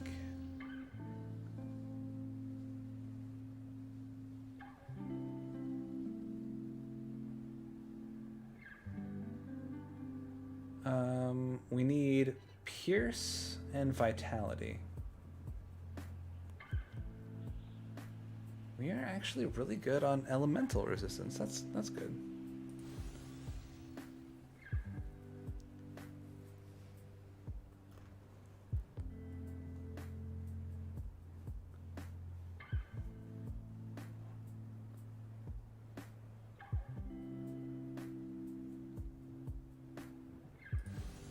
Oh, and we need bleeding as well. We're just gonna get these guys, bloodied crystals.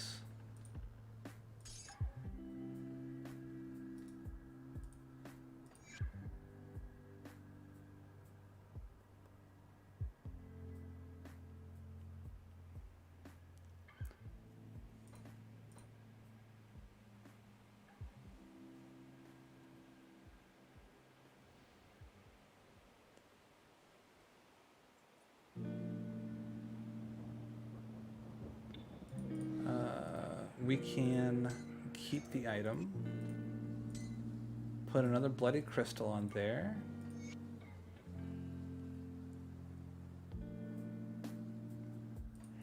And we need to put on 1, 2, 3. Oh, these both have vitality resistance. That's good. Okay, so now our vitality resistance is at least soft capped. We need to overcap it by at least 20-30%. So we're obviously going to need vitality and pierce augments and bleed resistance somewhere. I think we're going to get one. I mean, we're probably going to just get 2.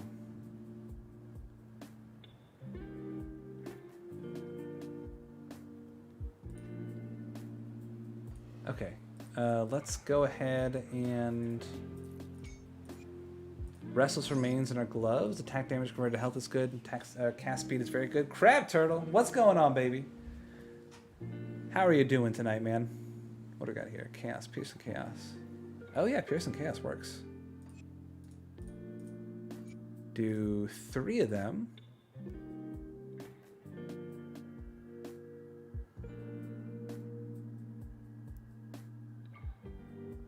Okay, so let's do 1 Utenbog leather.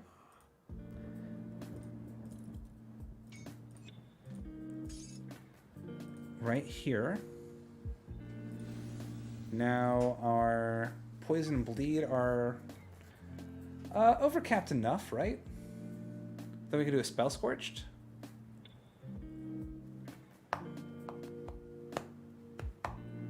Need pierce and vitality. Is there an armor augment that gives us pierce and vitality?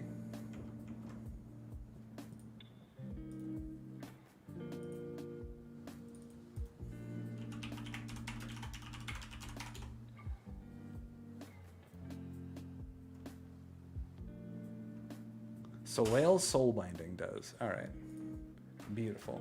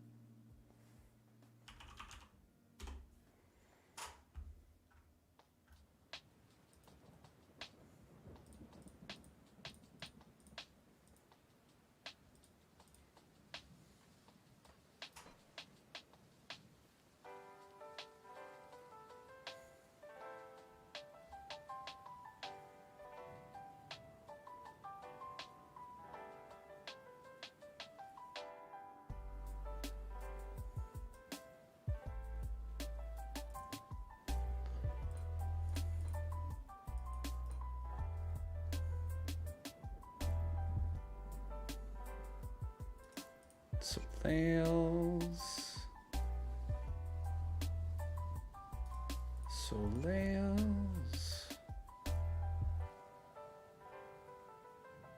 All right, vitality.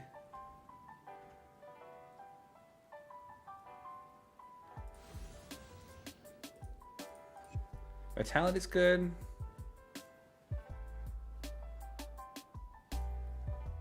Let's do 1 Spell Scorch Plating to get our Pierce above the level.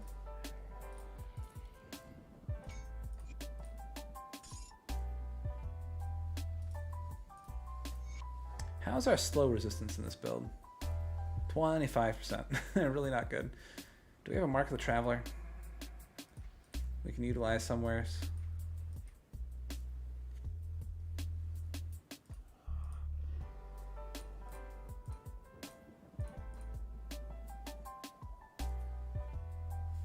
I'm sure we have one in here somewhere, right? Mark of the Traveler. Mark of the Traveler, okay. Alright, so now all of our resistances are tippy top. Curse of Frailty here. DEE right here, baby. I believe we are set. Only thing is that our guy looks like a goober.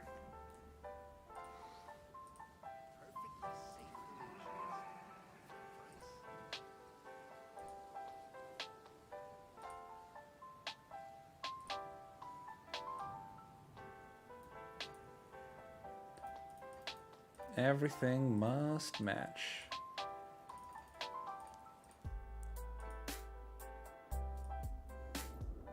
You gotta. I can't stand it when my character looks like a weirdly warbly baby boy. I can't stand it. I gotta look fresh to death if I'm about to slaughter these demons or what have you. Okay, Crab Turtle, you know, you make a really good point. But what are we thinking? I think that we break gender norms.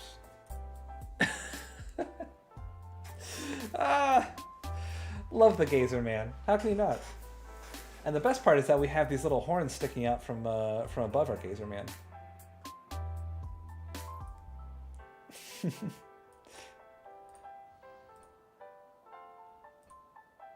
All right.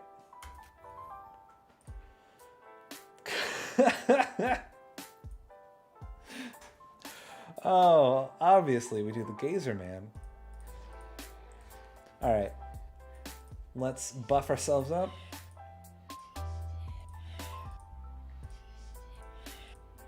Might of Amatok. Uluzwin's Pact. All right, we're good.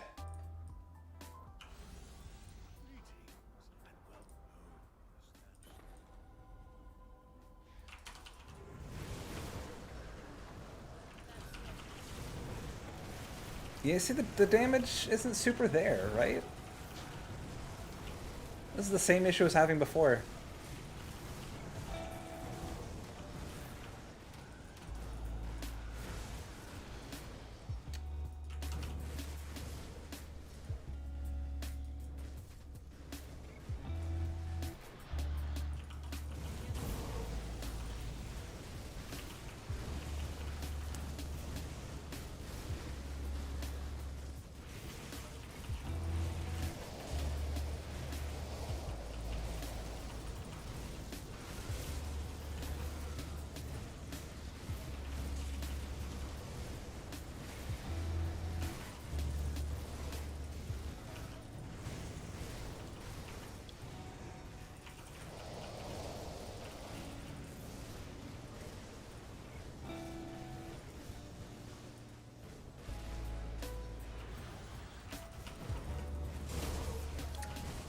I think when it comes to the next wave, we're going to be Misa and Deep Doo-Doo. To quote one Jonathan Banks.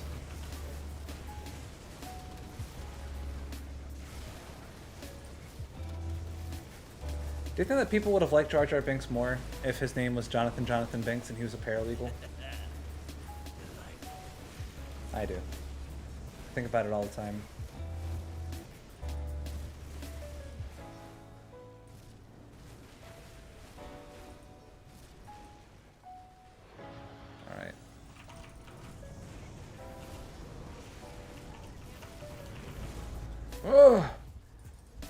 They burned me through my blast shield.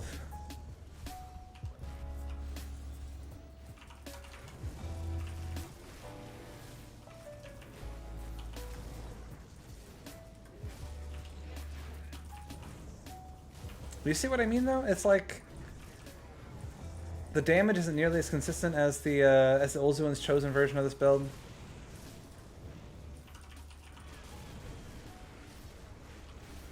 Yeah, I mean, I like Mandalorian for what it was, which was like a fun Monster of the Week romp with great action sets and likable characters. What's not like about Mandalorian?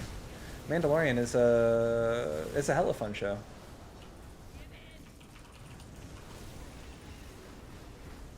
Yeah, yeah, yeah. Yeah, yeah, yeah, yeah, yeah, yeah, yeah, yeah.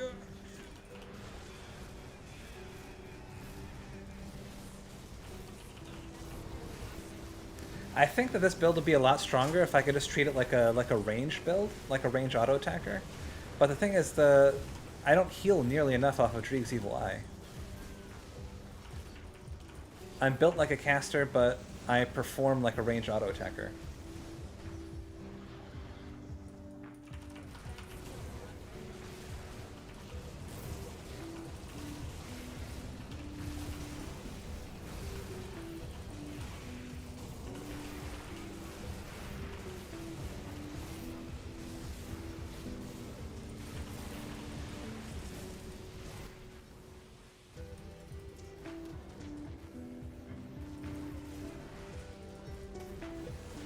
You know, I have still never seen, what was it, The Last, or The Rise of Skywalkers, but I really didn't like the 8th movie, and I had absolutely no desire to see the other one in theaters.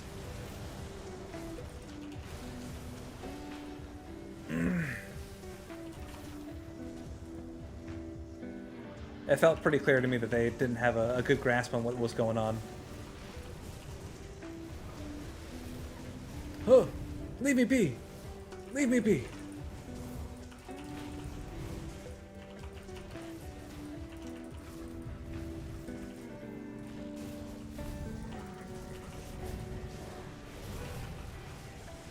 I'm wondering if I need to transmute Dreeg's Evil Eye.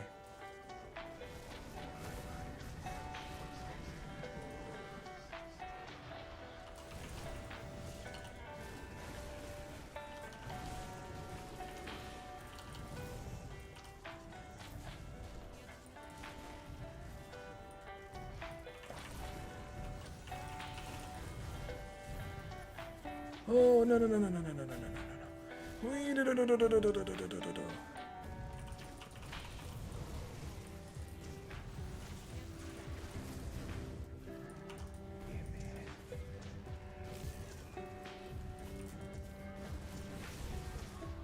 You know what? I think I may have forgotten to rebind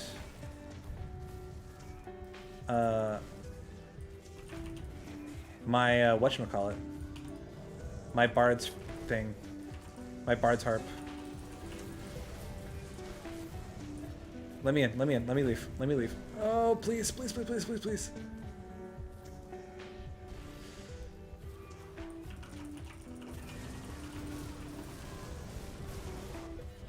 No.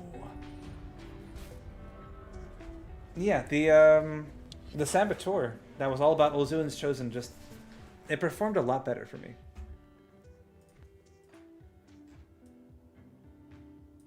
No, they're both bound. I don't know. Oh, these guys aren't bound. Oh, oh my god. All right, you know what, guys? That was a fluke. I didn't have Eldritch Fire, Meteor, or Fisher bound. That could explain why it was not doing so well. Well, let's see. Flashbang on Meteors. You on you. Okay, good. That should do it. All right. Now, I mean, that should be better.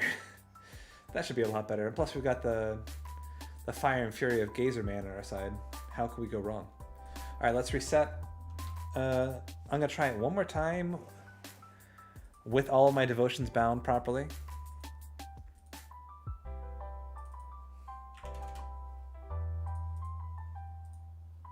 Hey, what's going on, J-Dog? J-Homie?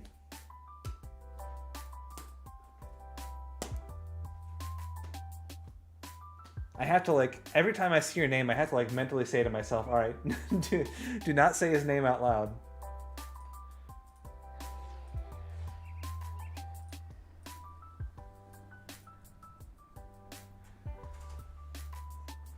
Especially now that I'm a worldwide multi-billion-dollar Grim Dawn magnate. Had a nice week, played some more Grim Dawn, it's really fun. Are you enjoying the new patch, my man? Are you enjoying my wonderful Cosmog? Transmog?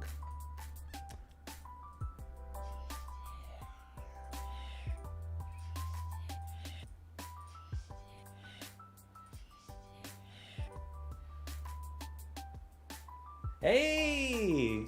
I need you to tell me how you like it. Are you playing a Pet Kabbalist? Because I have a sneaking suspicion that Pet Kabbalist is going to be the new top dog. And if it is, then I need the scoop. I need the inside scoop. I'm like a 1940s newsman.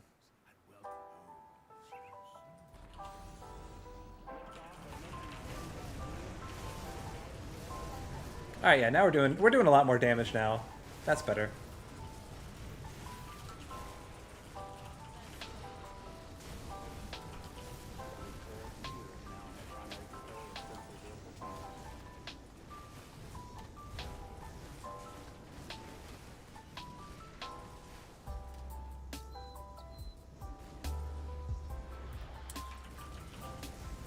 I'm thinking about trying it out myself. I want to give myself time to really absorb all the new information from the new sets.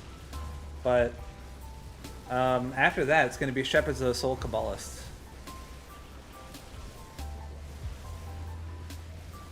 And I hope it's as dope as I think it is.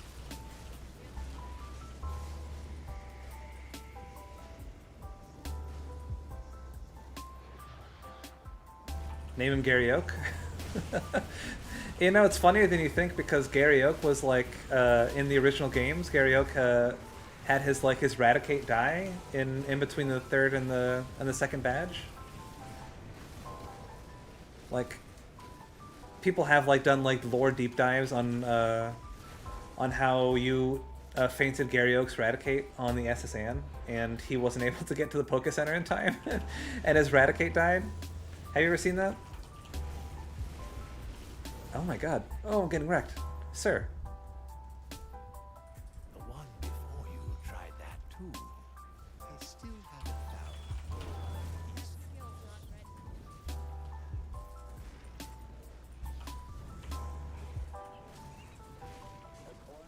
Stutter stepping. Wombo combo. Happy feet. Kubacabra.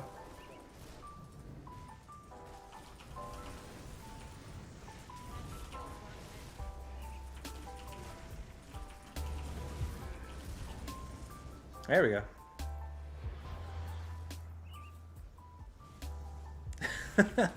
Those are good problems to have.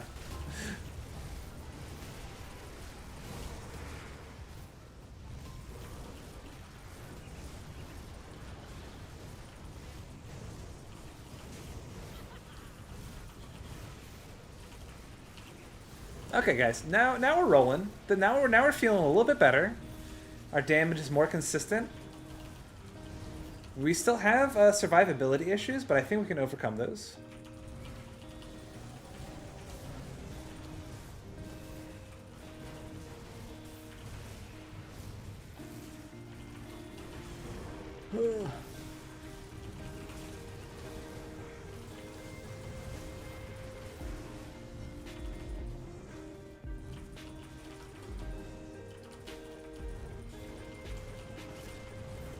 I wonder if we respec and go for like bat or something like that.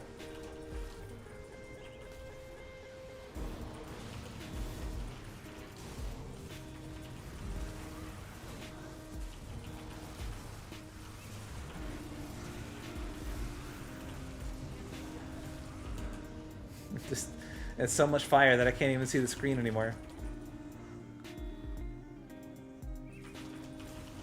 Again, good problems to have, though.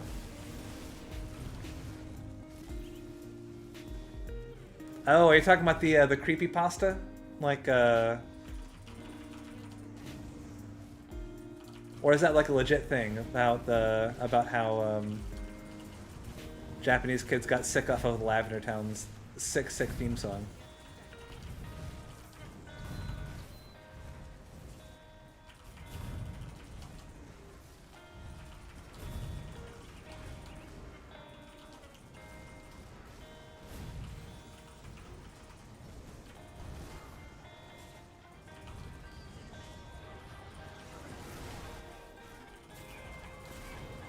Oh, come on. No! This is so bad. Let me live. I don't want to die. I have so little health regen, you guys. I need to fix this.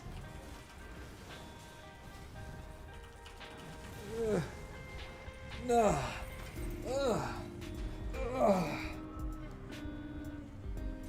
All right. Do we refinagle our devotion? Our devotion tree? Oh wait, hold on a second. We've got 2 points in Berserker that we don't need.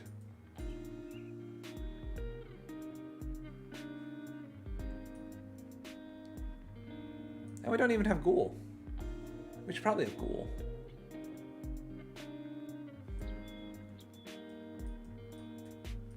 You know what we can do for now is we can take these 2 points back that you're doing nothing for us, get 1 into Uzuin's Torch, and then a bingo bango bongo, get ourselves a little bit of Giant's Blood, baby. Absolutely.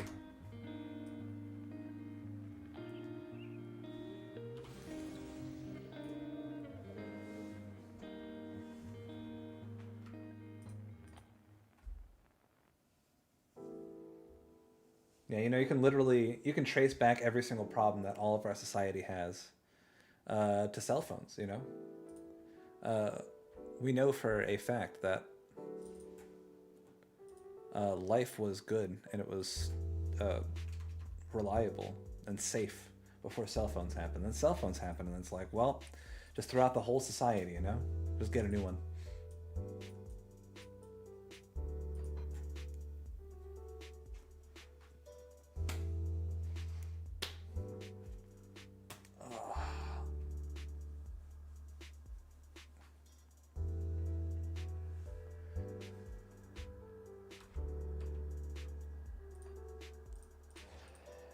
All right, maybe now that we have a little bit of Giant's Blood action, we will be able to stick around in the fight just a little bit longer.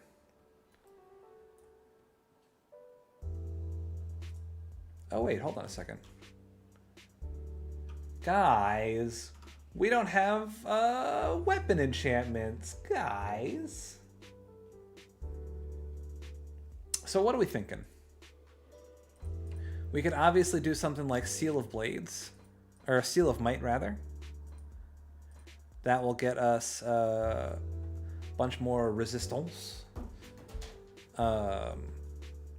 We could also do, well, we don't need Seal of Resonance. We've got plenty of, does Seal of Resonance give us slow resistance? It doesn't even give us slow resistance. I think 1 Seal of Might and 1 Enchanted Flint. That's what I'm thinking.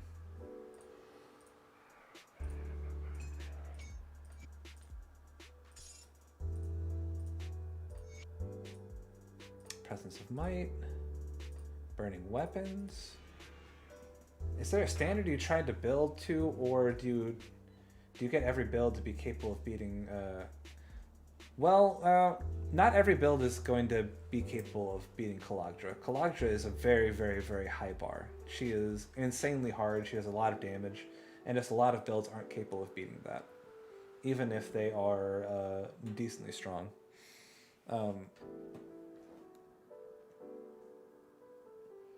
me, it's like more of a feeling thing. I just, at a bare minimum, they need to be able to reliably do Crucible 150 to 170 and not get clobbered.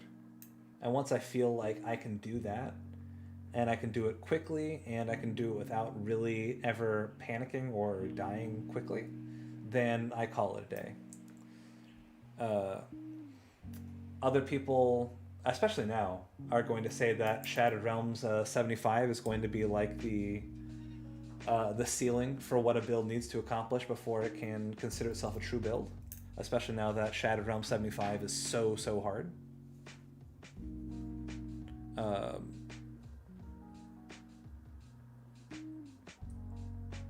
Yeah, Caladri, you need to have all of your gear optimized. You need to have all the right consumables, and you need to play perfectly for like 20 minutes straight.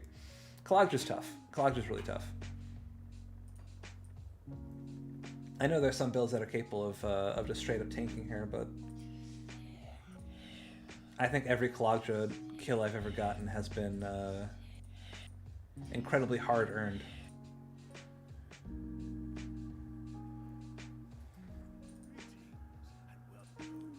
All right, I got faith this time. We can do this.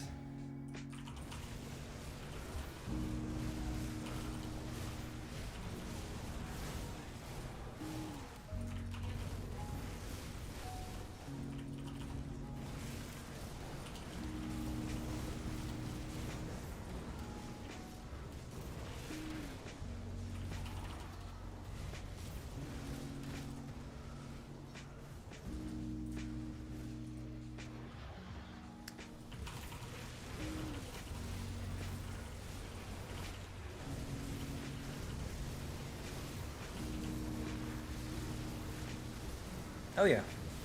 Oh yeah. This is feeling a lot better.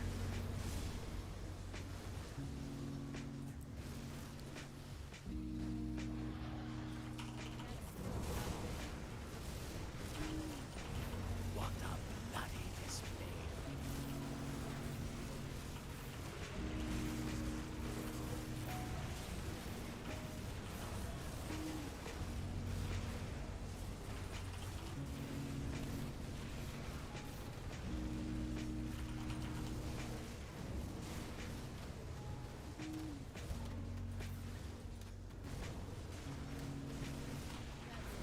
Yeah, for Caladra, since she is so physical focused,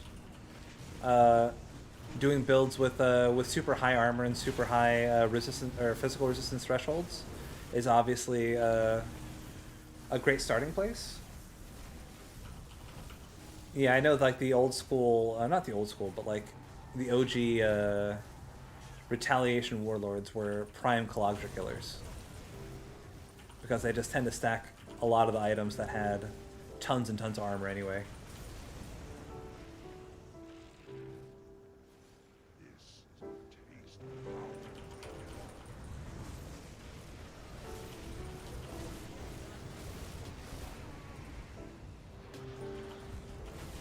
Oh, you know what, guys? I just remembered. My favorite set in the entire game, the Void Soul set, got buffed.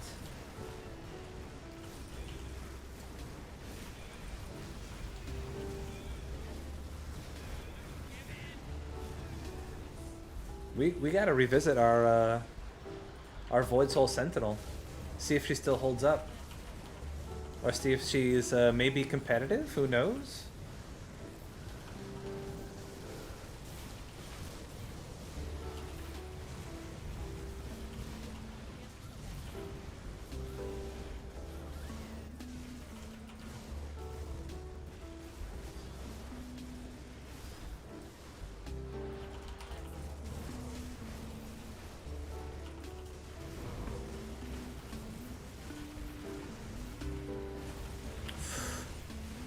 We're fine, we're fine.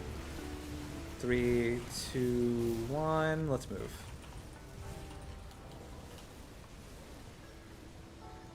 Obsidian Hammer. I'm not familiar with the Obsidian Hammer. Is it an item? Is it a... Wait, they buffed the Fang of Chthon too? Wait, isn't Fang of Chthon like one of the best weapons in the game for Chaos Vitality? Base builds? Why'd they buff Fang of Chthon?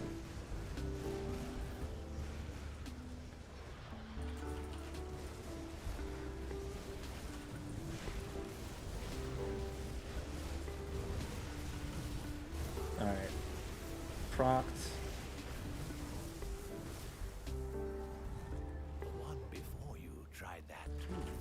Yes, the score at the top is going to correlate to what kind of chests open and how many chests open. If you get a bigger, better score, then you get higher quality chests. Obsidian Juggernaut. Oh, that sounds... it's like a Fire Chaos two-handed hammer?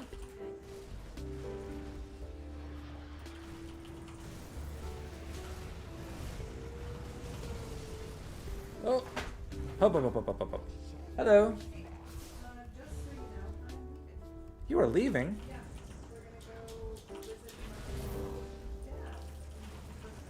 Oh, how nice. Tell him happy birthday for me. Alright, baby.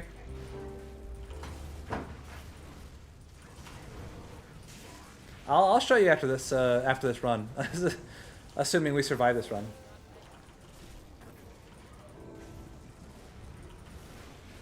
Come on, die. Come on. Yeah. Who's left? Oh, I should not be this close to this guy.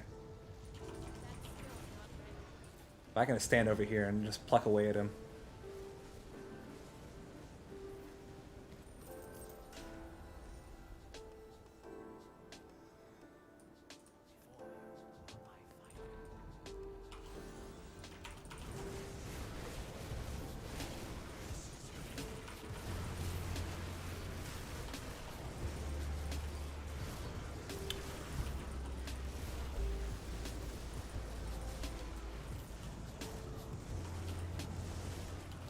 That sounds really familiar to me, Parker. But I don't think I've ever made a build around that weapon before. But I think I can envision what you're talking about.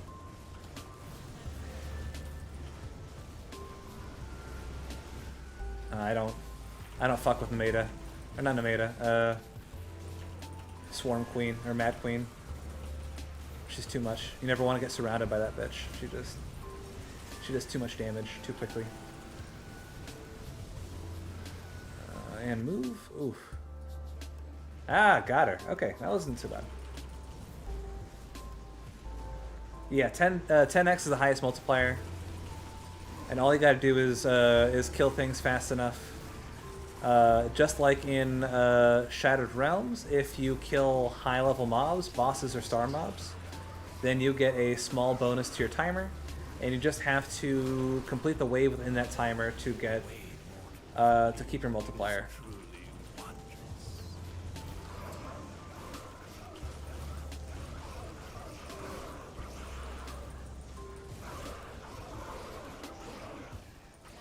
Why do these guys stand so far apart? Just come a little closer. Alright, I'm gonna go over here to this guy. Set that guy on fire and just walk away. Maybe the fire will do the rest of the work. There we go. Hold each other.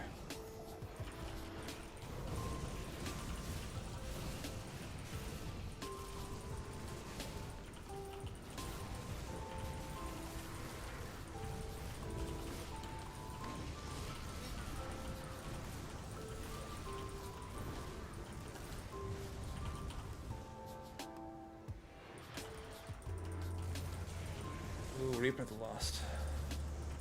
Alright, we got procced. And we want to move.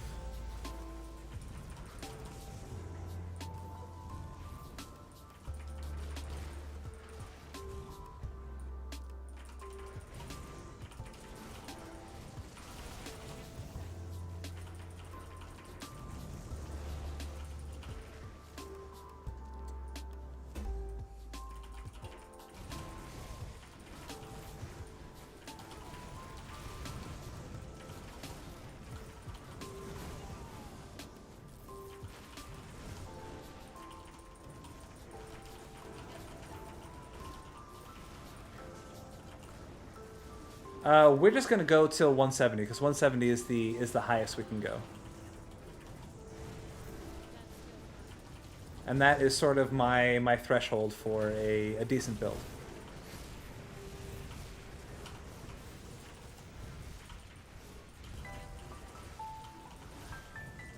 So what I like to do for to see if my builds sort of measure up against each other is I will just play 150 to 170 again and again and again and see, you know, take mental notes, what damage type is killing me the hardest, how quickly I can do it, and how I can optimize my time, and whether or not this build sort of measures up to what I expect my endgame builds to do, you know? And since everything is timed, all the waves are consistent and things like that, there aren't a whole lot of different things that can affect Crucible runs. I get a good standardized way of telling, okay, this build is doing this well, this build is not doing this well.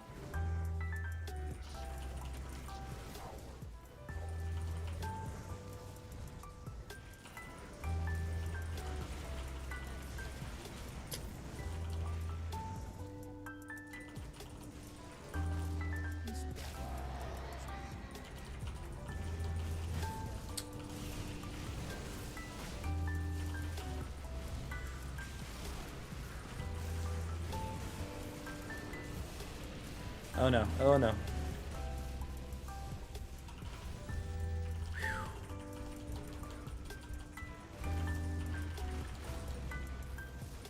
Yeah, exactly. It's just a super easy way for me to benchmark. That's the right word that I should have used from the very beginning. Okay, we're at 169. This is typically a pretty tough wave.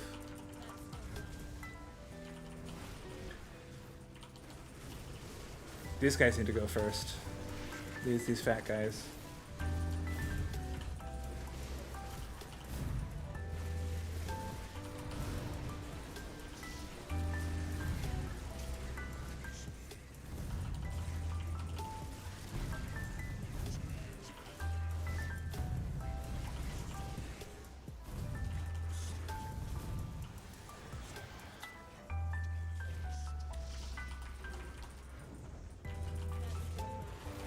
Oh, no. Oh, sweet God.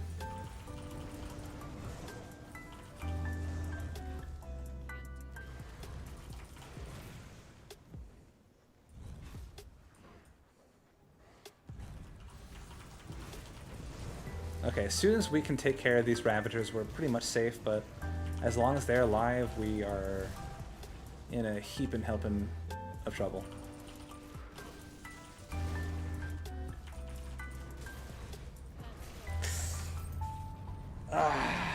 Well, that's about as far as I'm willing to take this build. I had thought originally that the Pyromancer version of this build would have been a lot stronger than the Saboteur. But as far as I can tell, the Saboteur wrecks it in every single metric. And that's a caster-based Saboteur. I think the auto-attack Saboteur build is going to be even stronger.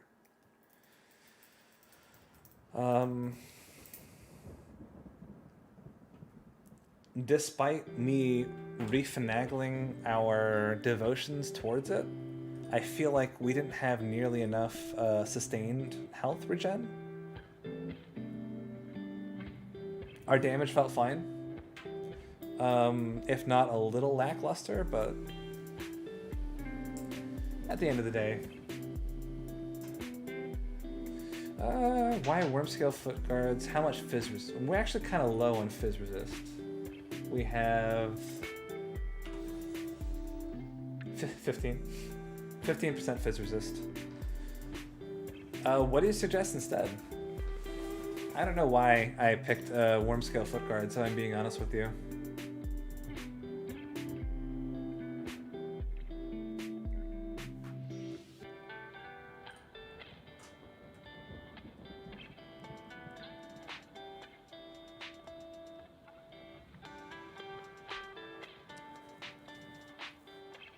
It's a bit of a bummer that the Ember's Calling set itself doesn't have any physical resistance embedded into it.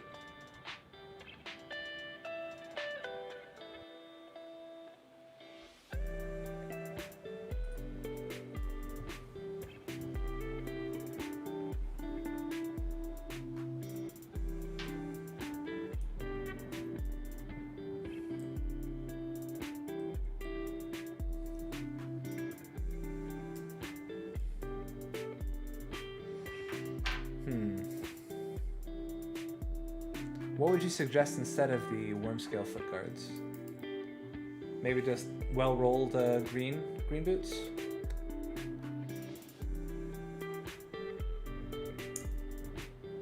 Final March, Fizz resist and slow resist. Ooh, we really do need slow resist, actually.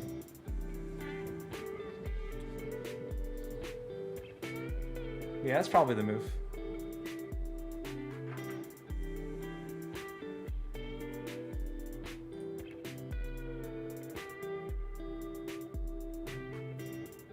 Yeah, we'll do,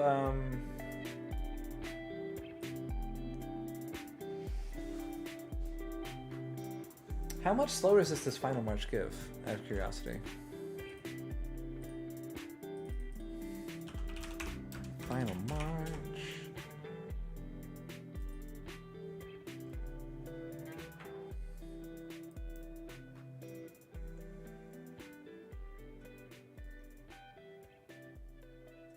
A max of 36, that's not bad.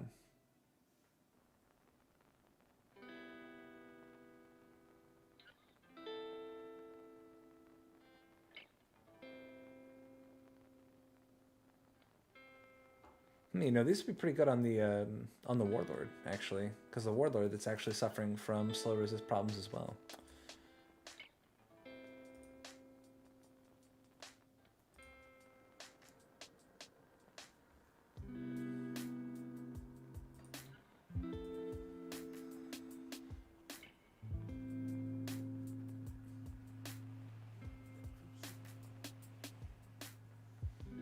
Yeah, that's probably this build's biggest crux is the lack of physical resistance. I believe the Saboteur got up to like 24 or 25% physical resistance.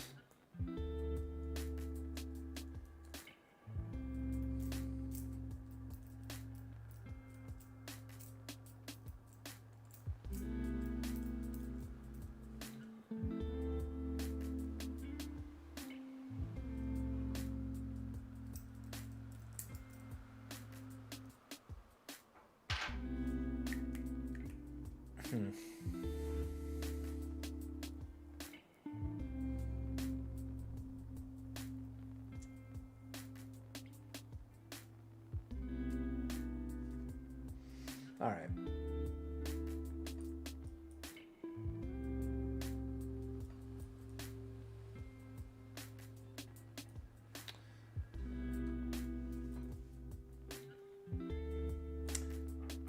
Hey, what's up, Papa Clint? I appreciate that. We're wildin' and styling, feeling good about our choices. Got our horns poking out of our little gazer man up there. So if I had to quantify things, I would say that the strongest build that I've made so far is probably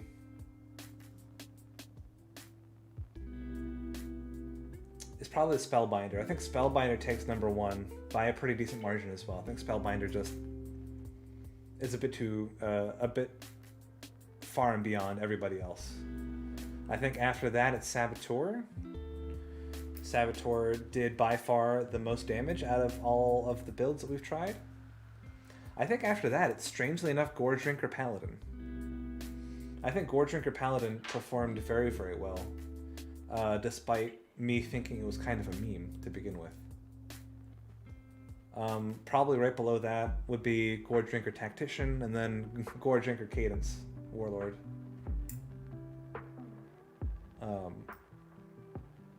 This build probably reigns in after that guy. And then at the very bottom of the list is obviously Veilkeeper Ritualist. What a disappointment. I don't know, there has to be something we can do to fix that build. The thing is, I always want to play into what they give me to work with, right? So I want, at the end of the day, to make upheaval work. This is fucking Korvac helmet. I want to make an auto attack based build that feels good and works well with what they give me, but I think truly the best thing that I can do is Aether Primal Strike. Is there a conduit that gives Primal Strike Aether damage?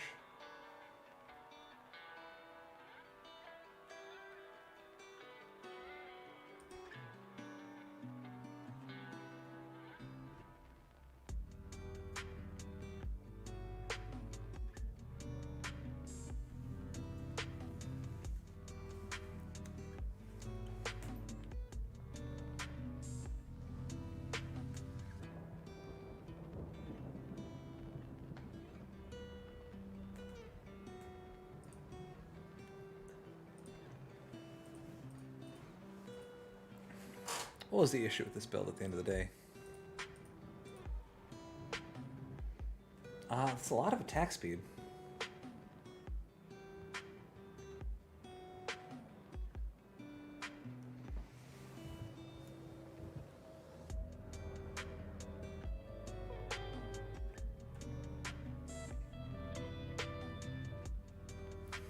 We tried Impurity, right?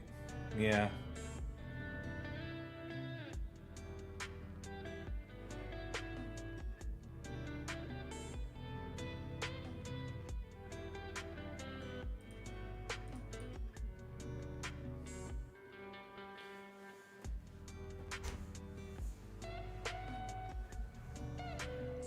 We would really benefit in this build with Vitality to Aether conversion.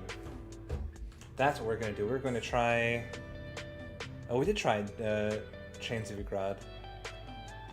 Man, then what the hell went wrong?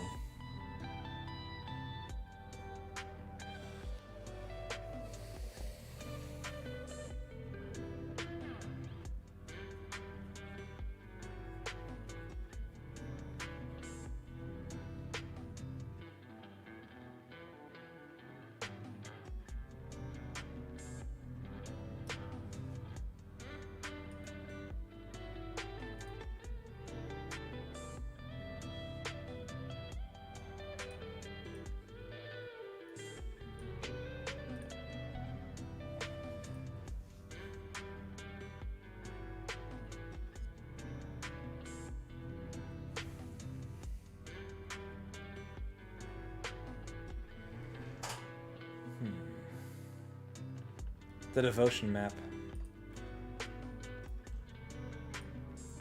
Oh, it is kind of fucked up, isn't it?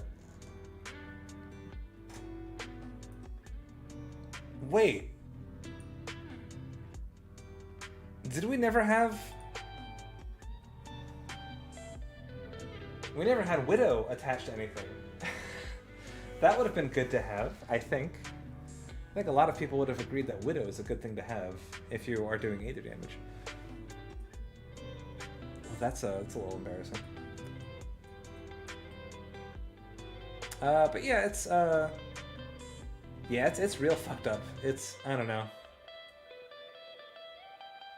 We partially go into Wendigo for the physical resistance and attack speed. We partially go into Jackal for the 6% total speed. Got both Hydra and Kraken. That's good. Widow, Spear, Revenant.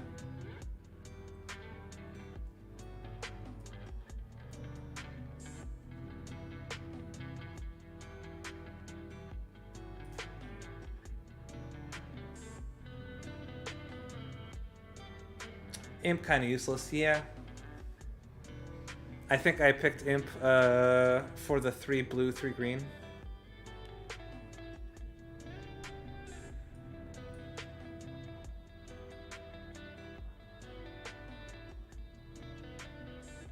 We could really use...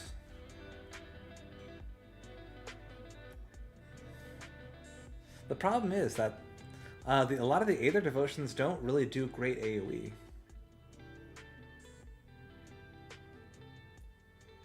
And that's where this build really struggles, is it doesn't have fantastic AoE.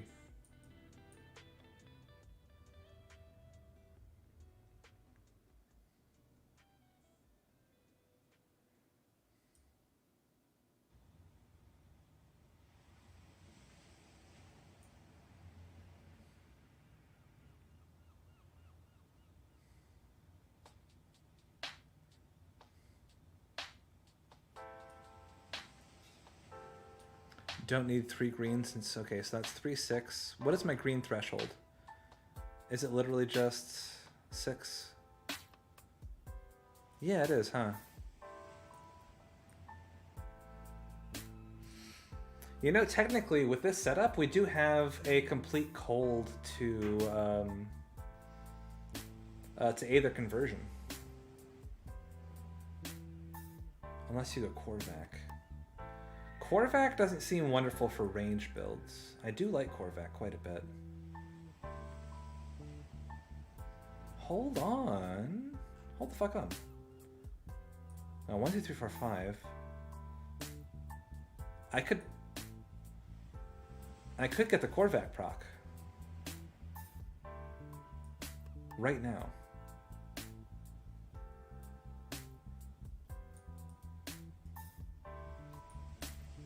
Is that worth it?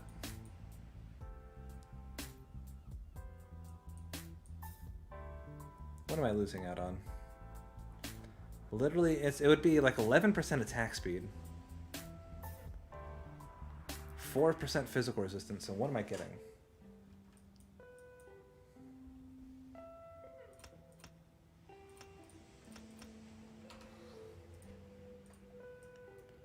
I would be getting... Green's down here. 18 OA, that's not bad.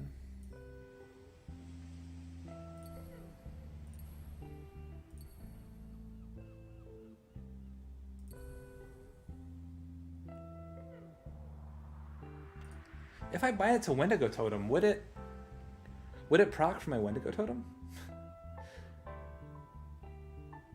I mean, probably not, but maybe. Is that a thing? This does sort of crutch us along because we don't have really good offensive ability. This gets us an effective 130 OADA.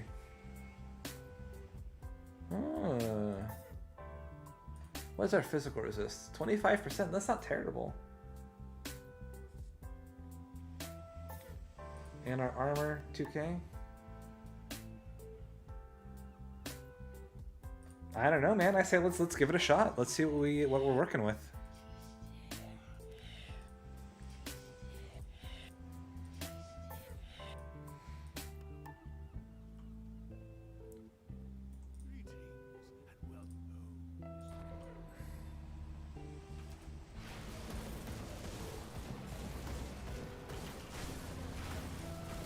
Oh my god, it totally procs from the totems.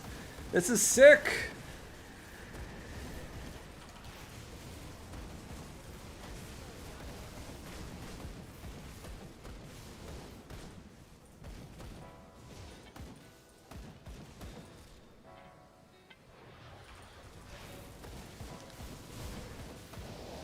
Yeah, hold on a second. We're fucking wrecking people now. We're the creme de la creme.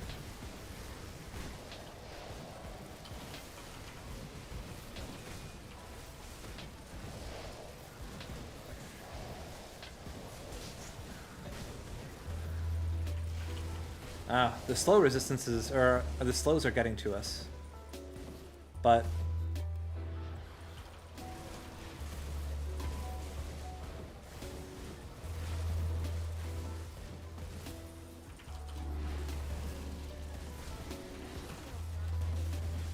yeah! Amazing! This feels a lot better, actually.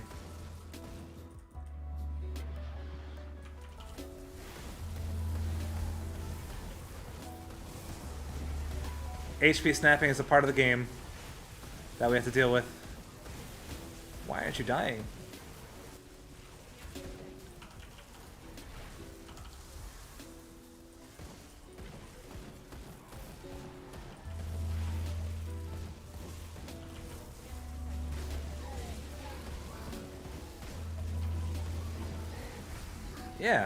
Yeah, we're doing fine.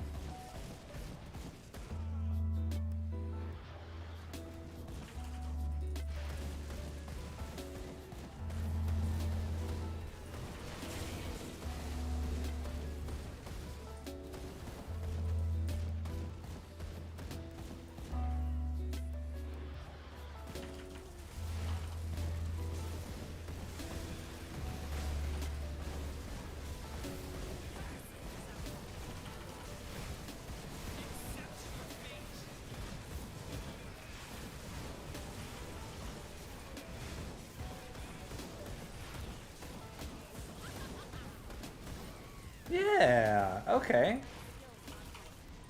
I mean, we're not doing the most damage in the world, but I don't know, we're not doing terrible either.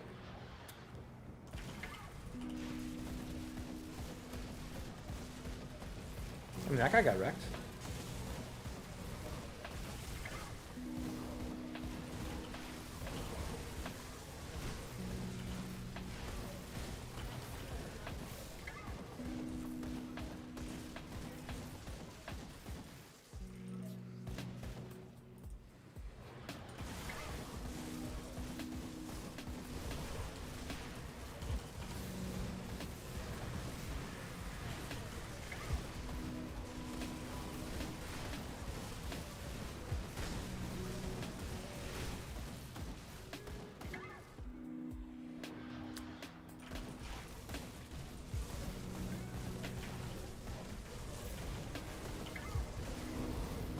Yeah, we can just slap and tank these guys. And Korvac is totally fixing our AoE problem. Yeah! That's awesome! I feel like I owe you a Wookiee life debt, Crab Turtle.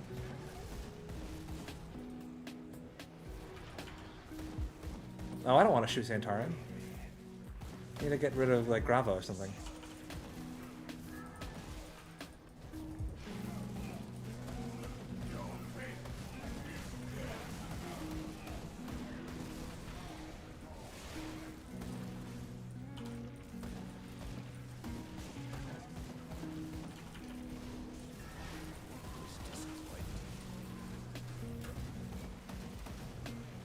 Okay, now that Grava's dead, we can focus on Alexander and be done with it.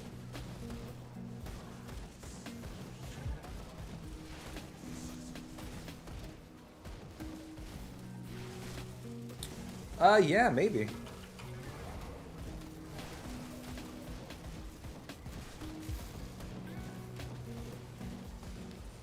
I am...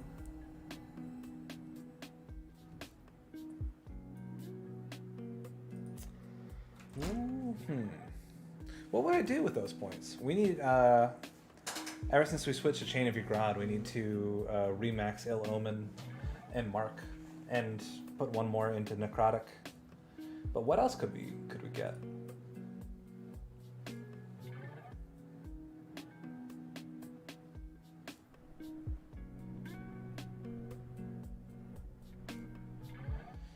Do we... We'll probably dump more into Storm Touch for more attack speed.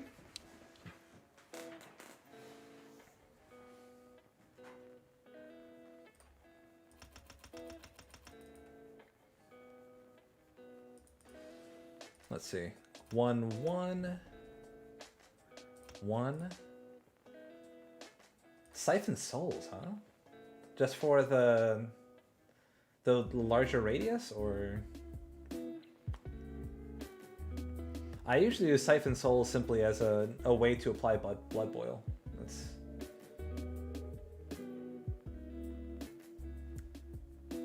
I know it's like a decent heal, but we've got so much attack damage converted into health, I don't think we really need it.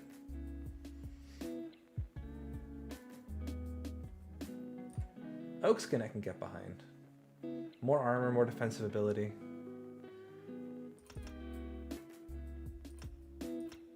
That's 2% more attack speed. Is that worth 4 points? Probably not.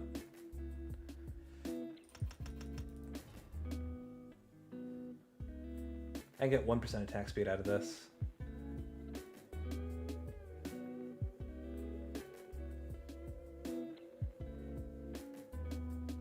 Let's do it.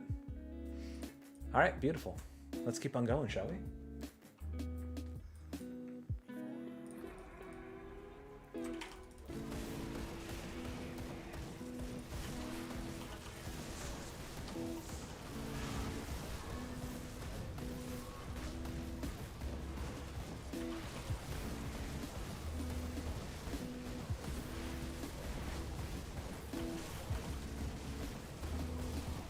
Tanking meteors, baby.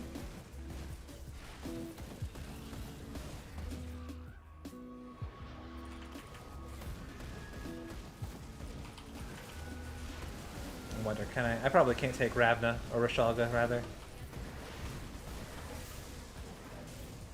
Yeah, that's a bit too much.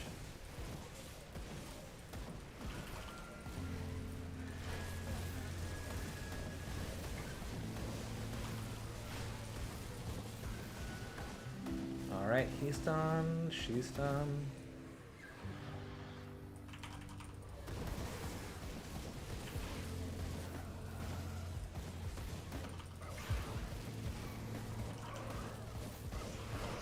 It's so nice of them to all group up like this. You got to come over here. Come. Yeah. There you go.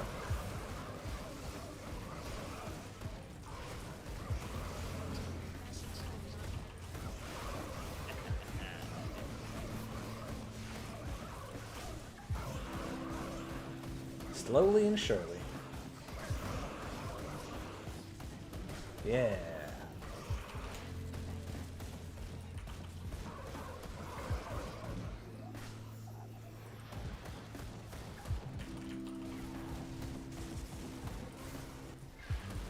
Is this one of these guns that has bullet piercing? I forget.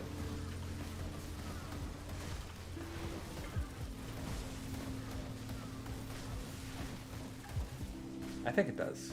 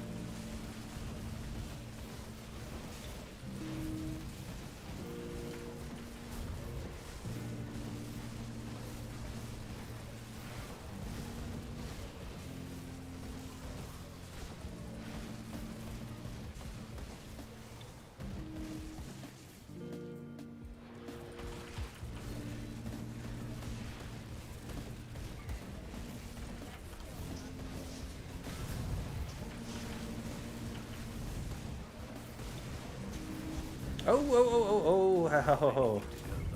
I got lazy.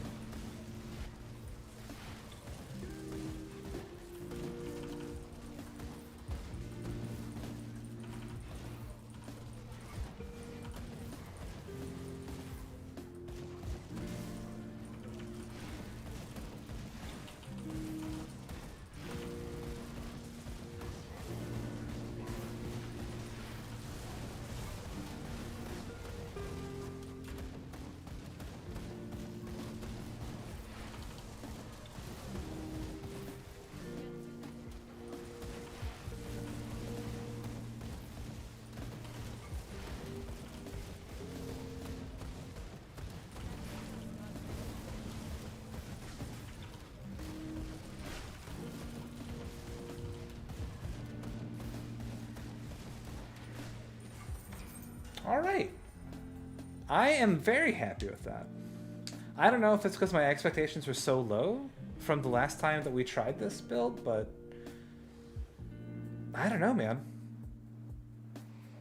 Honestly, Veilkeeper, Upheaval Shaman, Ritualist, it's not bad. I would rank that higher than the Tactician, for sure.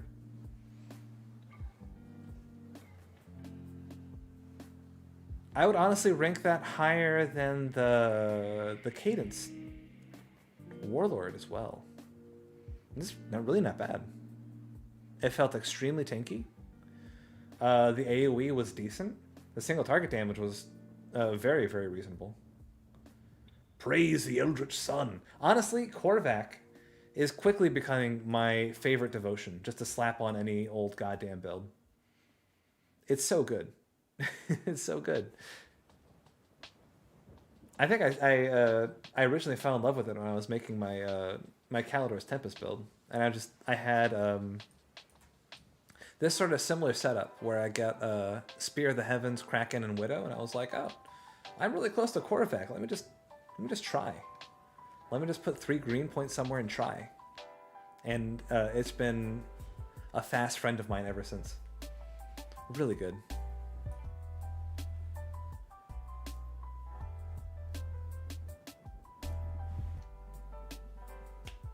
Yeah.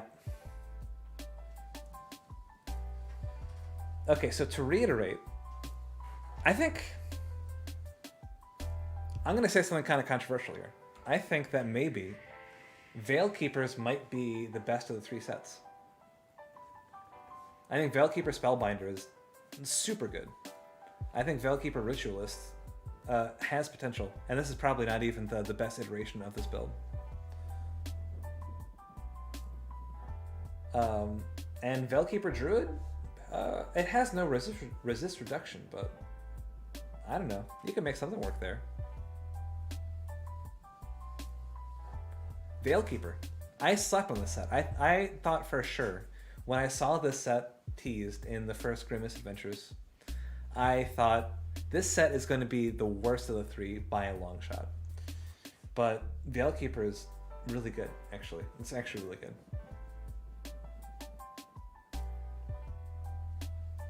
There's a lot going on with it, too.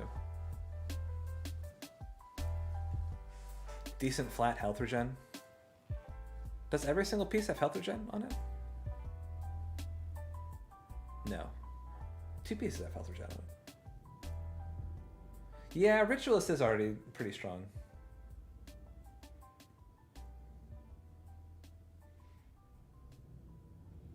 But Ritualist that focuses around upheaval has never been strong. This is a brand new day. I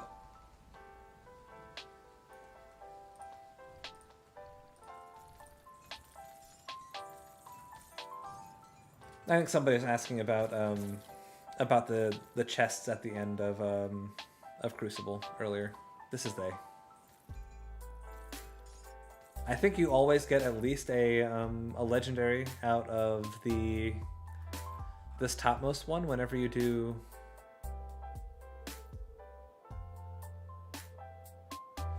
whenever you do 150 to 170.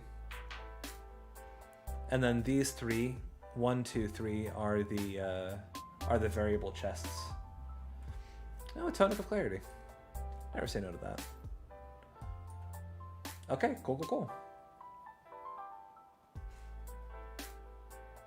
All right. I believe I feel comfortable with that stream. I think that I know that there's still some archetypes left to explore within these sets, but I feel good. I feel good about where we left it. I might go back for either Raw Fire Saboteur or Raw Chaos Auto Attack Saboteur. But apart from that, I really don't feel the need to explore these any further, at least for the time being. I think what we're going to try to do on Monday is we're going to go back through the new MIs, or the buffed MIs, and try to make some jank builds out of those. Do you guys have any have any MIs that you saw buffed in 1190 that you say, man, I want to build something around that?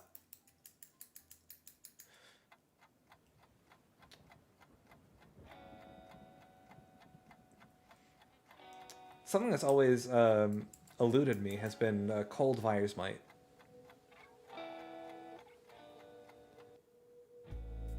I might want to give that one another shot with the buffed off Kamos' War Sword.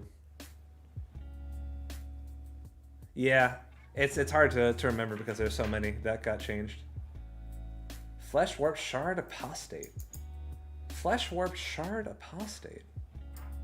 Isn't Flesh Warp Shard the Albert's Etherray offhand? We're gonna do a little transition as we wind down here.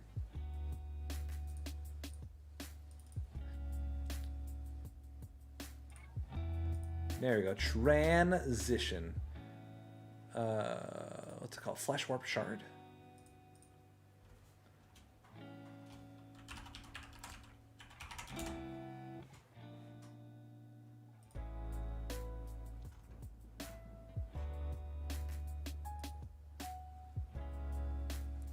Not an MI, but I was holding a Slithbane for a really long time. It's finally a thing. Ooh, hold on. Yeah, let's check out Rhinan's build. Rhinan, aka the Nightblade Master.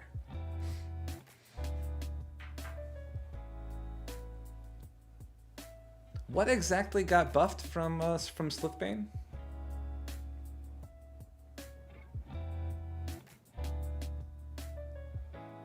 Ooh.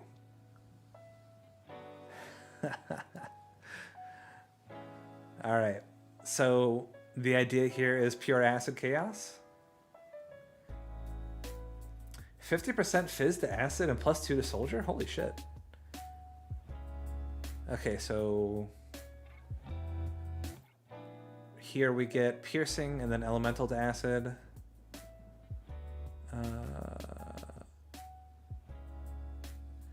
Doesn't Band of the Black Matriarch do fizz to acid? Doesn't.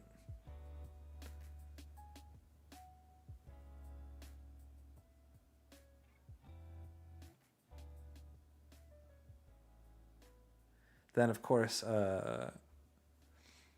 Vitriolic Gallstone gets you another 10% fizz to acid. So we're at 60 there.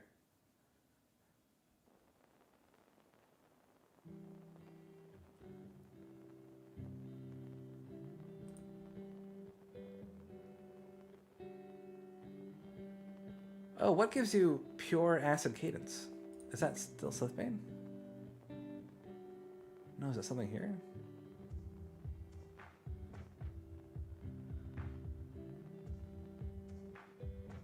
Ring of Steel.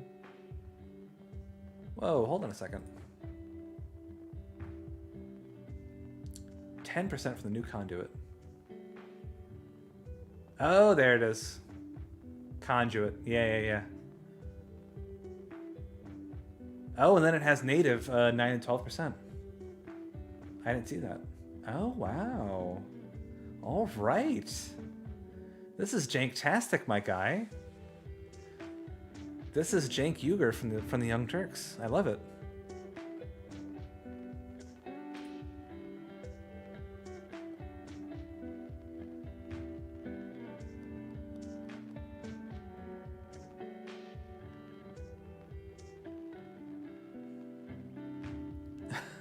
How much attack speed do you get? Ooh, 177. And then you go all 196 with Ghoulish Hunger. Nice. Okay, yeah. I bet this is really, really strong, actually.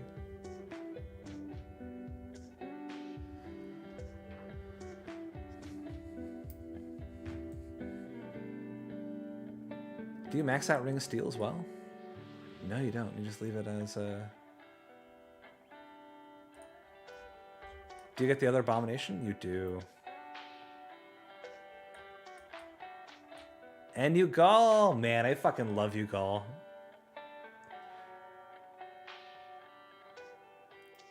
Alright. Yeah, this build has everything, doesn't it? You have fumble and aim impairment from Ring of Steel. You get reduced damage dealt from Ugal. Of course, it's a soldier, so you have hella armor and physical resistance. What is your physical resistance? 37%.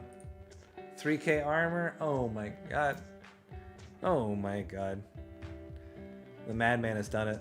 Stun resist is a little low. Stun and slow resist leave a little bit to be desired, but that's alright. Maybe you could change out the Mark of Mog for the Mark of the Traveler?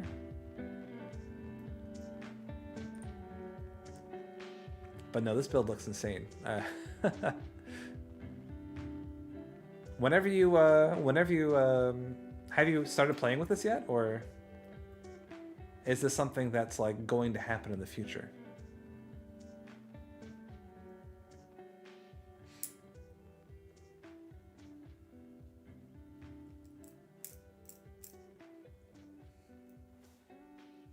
Level 70 right now, 97 right now. Wow. Okay, so whenever you hit level 100, I'm gonna swoop on over to your stream and check it out.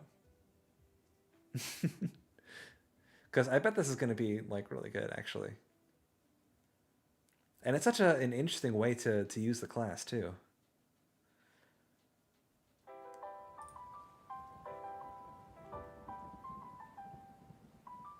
Question. So you get 100% physical converted to acid with your conduit, right? Does that also apply to the deadly momentum buff? Or is that only the base physical damage that Cadence is doing?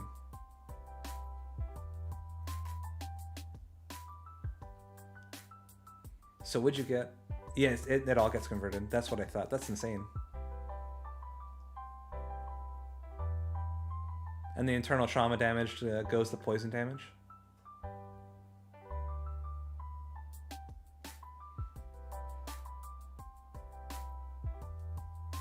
And then you get of course, the 60% physical damage from Minhir's Bulwark gets converted as well.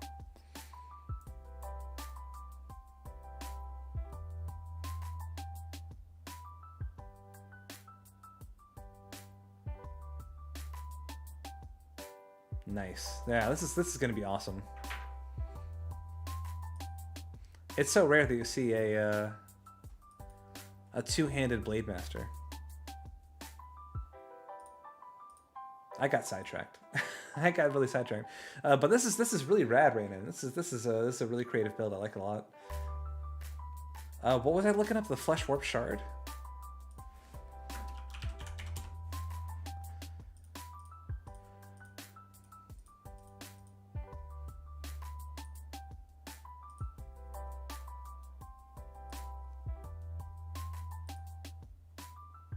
I'm not sure if I'm seeing this Flesh Warp Shard. Flesh Warp Shard. Let's look at in all items. Oh, the two-handed mace. Okay.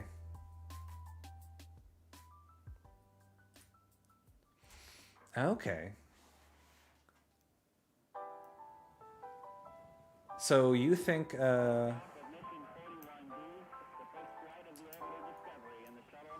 Tatok666 says, "What build should I make? I use the Desolator Purifier." That depends, man. Do you want to step away from doing ranged DPS, or do you want to, or is that like your lane? Do you want to do another ranged DPS build? What kind of builds are you interested in making? Obviously, Desolator Purifier is still really, really good. The Grim Tools hasn't updated it yet. This is still 1180.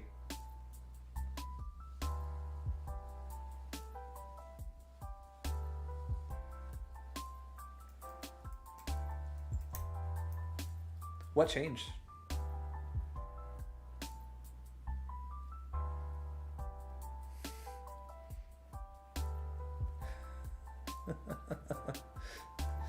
I'm gonna need those Udon Blooms on by Saturday, okay?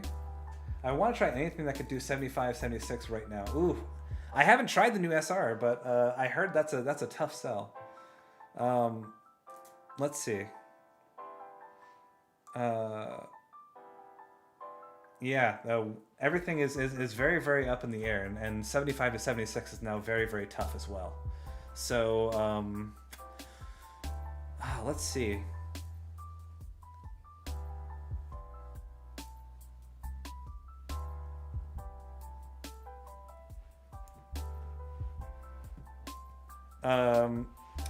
I am very partial to Spellbinders. I think Spellbinders are just about always super strong. Global Vitality. Wait, hold on. This weapon does global 100% vitality to elemental?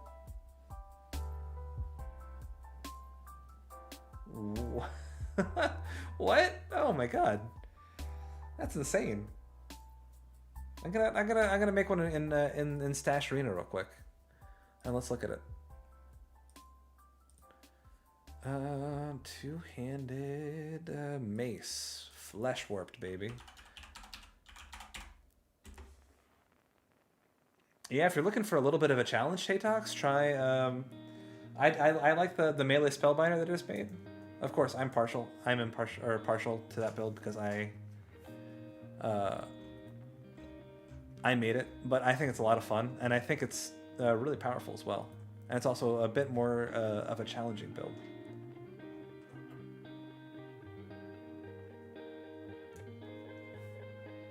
Okay, so let's see. Global conversion to Ill Omen.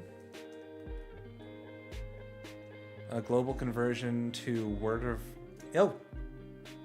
Yeah. 100% Aether to elemental damage as long as you have Word of Renewal active.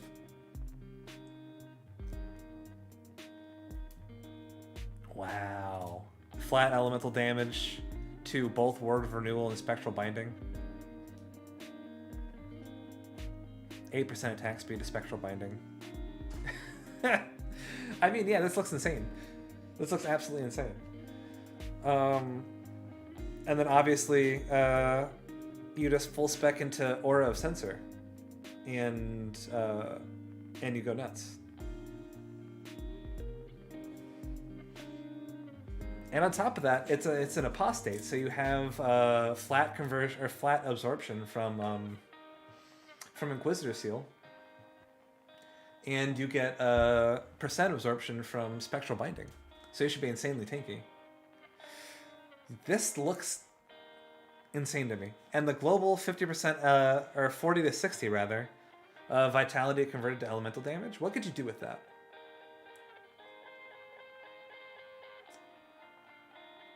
That means that, of course, things like Shard of Baranath sounds like a pretty no-brainer. Get an auto attack in there. Things like Reaping Strike and Necrotic Edge both get half their vitality to elemental damage. Of course, Soul Harvest. Just all of Bone Harvest is getting pure elementalified. And then, on top of it all, you get an excuse to go Elemental Seekers, which I love Elemental Seekers. Oh man, I love this. Fleshwarp Shard just got moved to the top of my to-do list. Oh man, this is so stupid. This looks so good.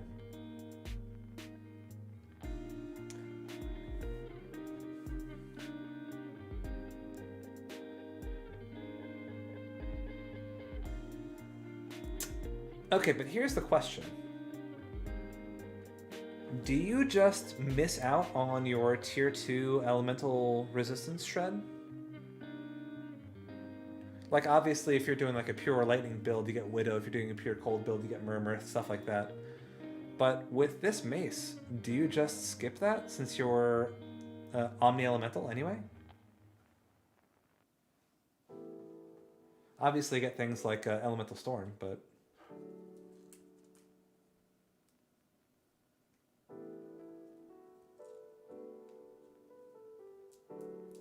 Hardcore, classless, no devotions. Oh my gosh. Well, what was his name? Maligant? Yes, I watched a little bit of Maligant's hardcore classless run, and that looked like pure torture. I mean, that frees up a lot of devotions for other stuff, for other activities.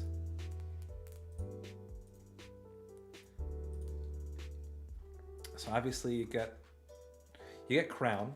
I mean, Bat is a no-brainer since you're converting Vitality to elemental damage anyway, right?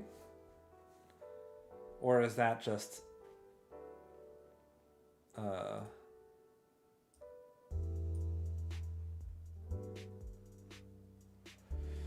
Okay, so let's think about this.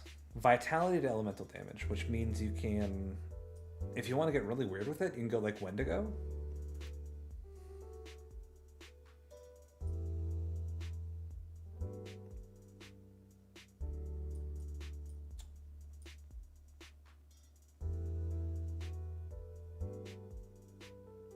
Oh yeah, no, that would...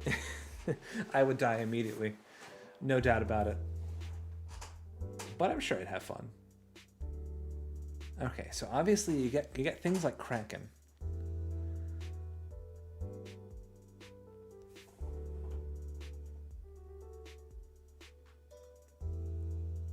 Okay, I'm gonna pop that open, Crab.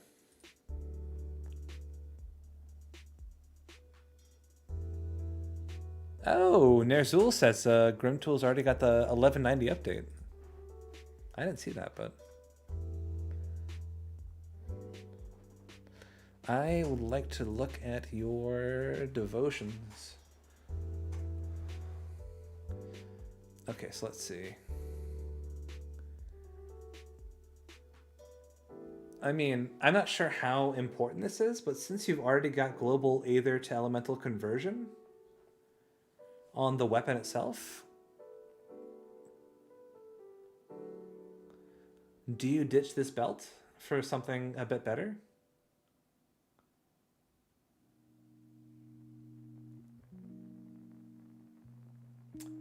Oh, interesting. Bonemongers. You know, I've always known Bonemongers was like an Aether auto tech set. I never noticed that it was also elemental. Wow.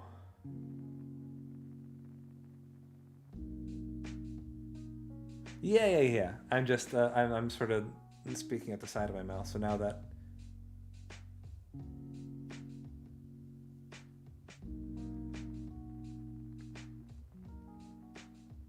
Court of Deception.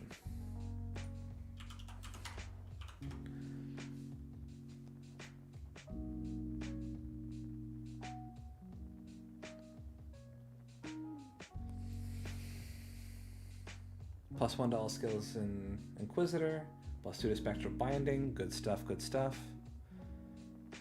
And stats. Okay, cool. Yeah, I'd agree with that. So a question about this guy right here. It says 70 elemental damage to Oro Sensor. Is that 70 damage to Oro Sensor's burn component? Or is that 70 elemental damage to your stats? As long as you got Aura Sensor active.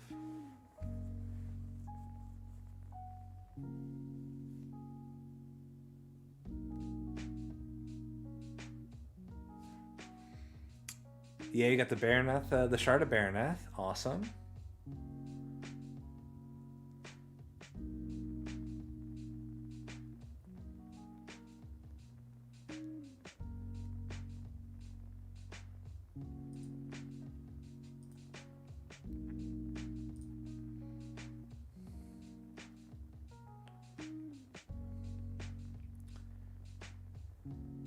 $70 LE to the aura. Okay, that makes sense. I wonder how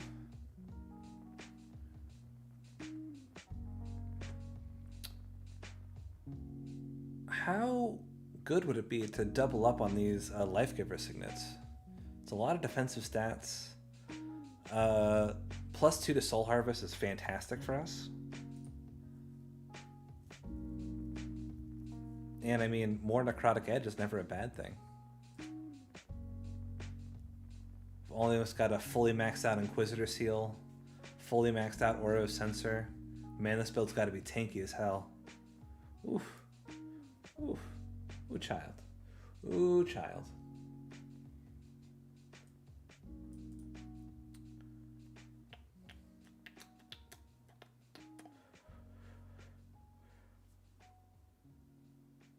Why do you want Spectral Wrath?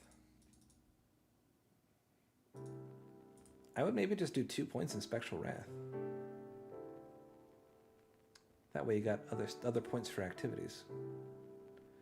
Maybe flat cap Reaping Strike.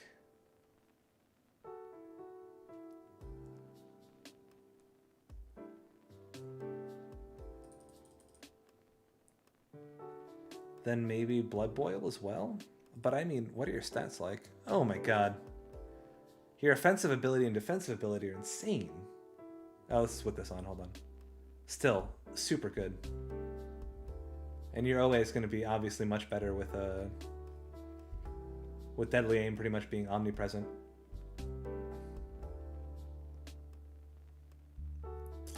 Gotcha. Man, you like your apostates, don't you? Yeah, no, this is a very rad build. I bet with the changes to Flesh Warped Shard that this is way better even. What's your attack speed look like? 164, okay.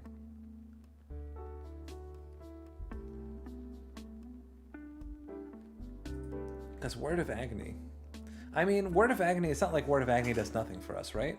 Aim impairment's never a bad thing to have in any build. But I'm just wondering if we would just rather have 2 more in Soul Harvest and Necro Edge.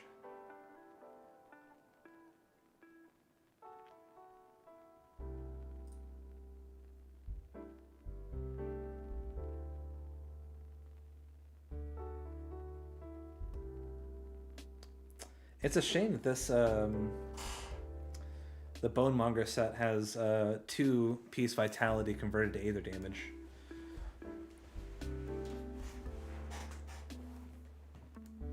I'm sure that's still worth it since you get the 20% elemental resistance from Inquisitor Seal and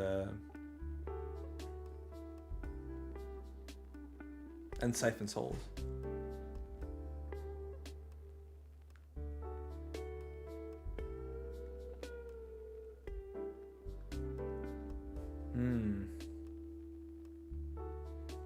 Yeah.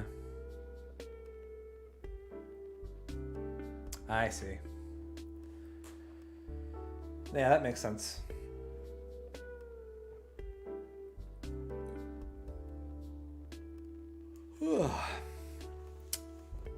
Man, cool stuff. I really dig this.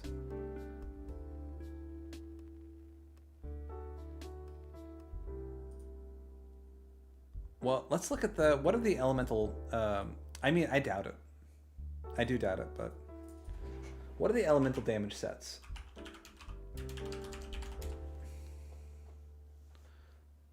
Don't want the Luminaria Regalia. Well...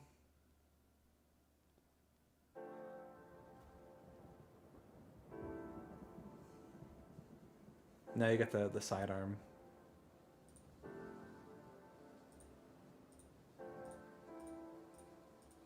I don't know. I feel like you'd have to piecemeal it together. Invokers. No, that's Shard and Blaze.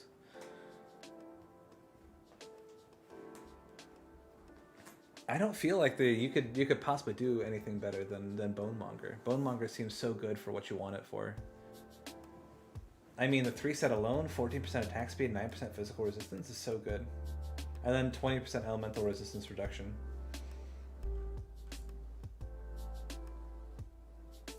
And besides that, vitality damage isn't your primary focus.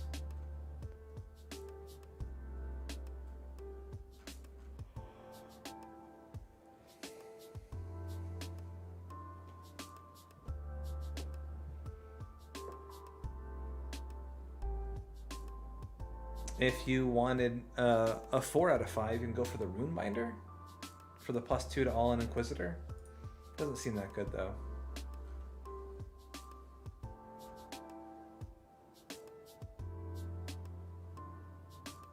You'd really want the 5 set. The 5 set's very good.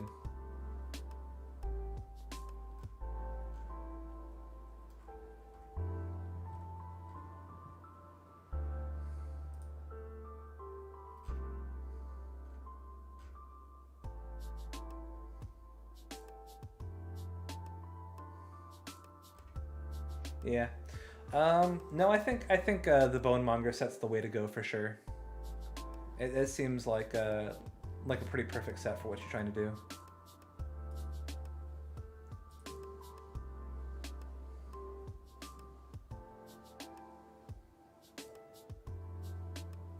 All right, ladies and gentlemen.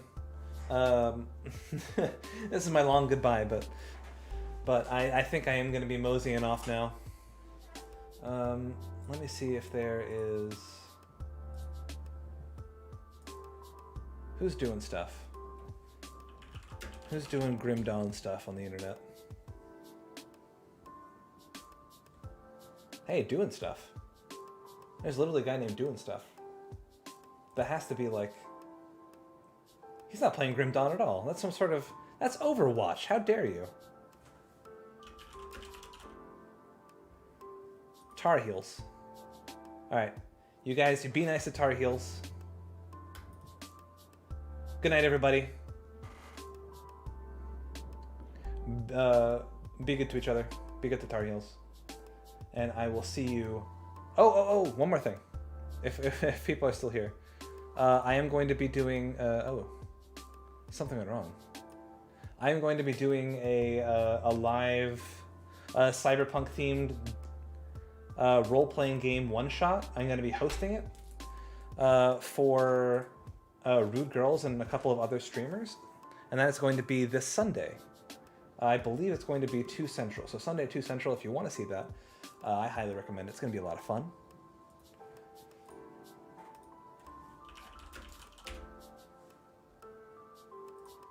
Start the raid. Okay, I can't raid apparently.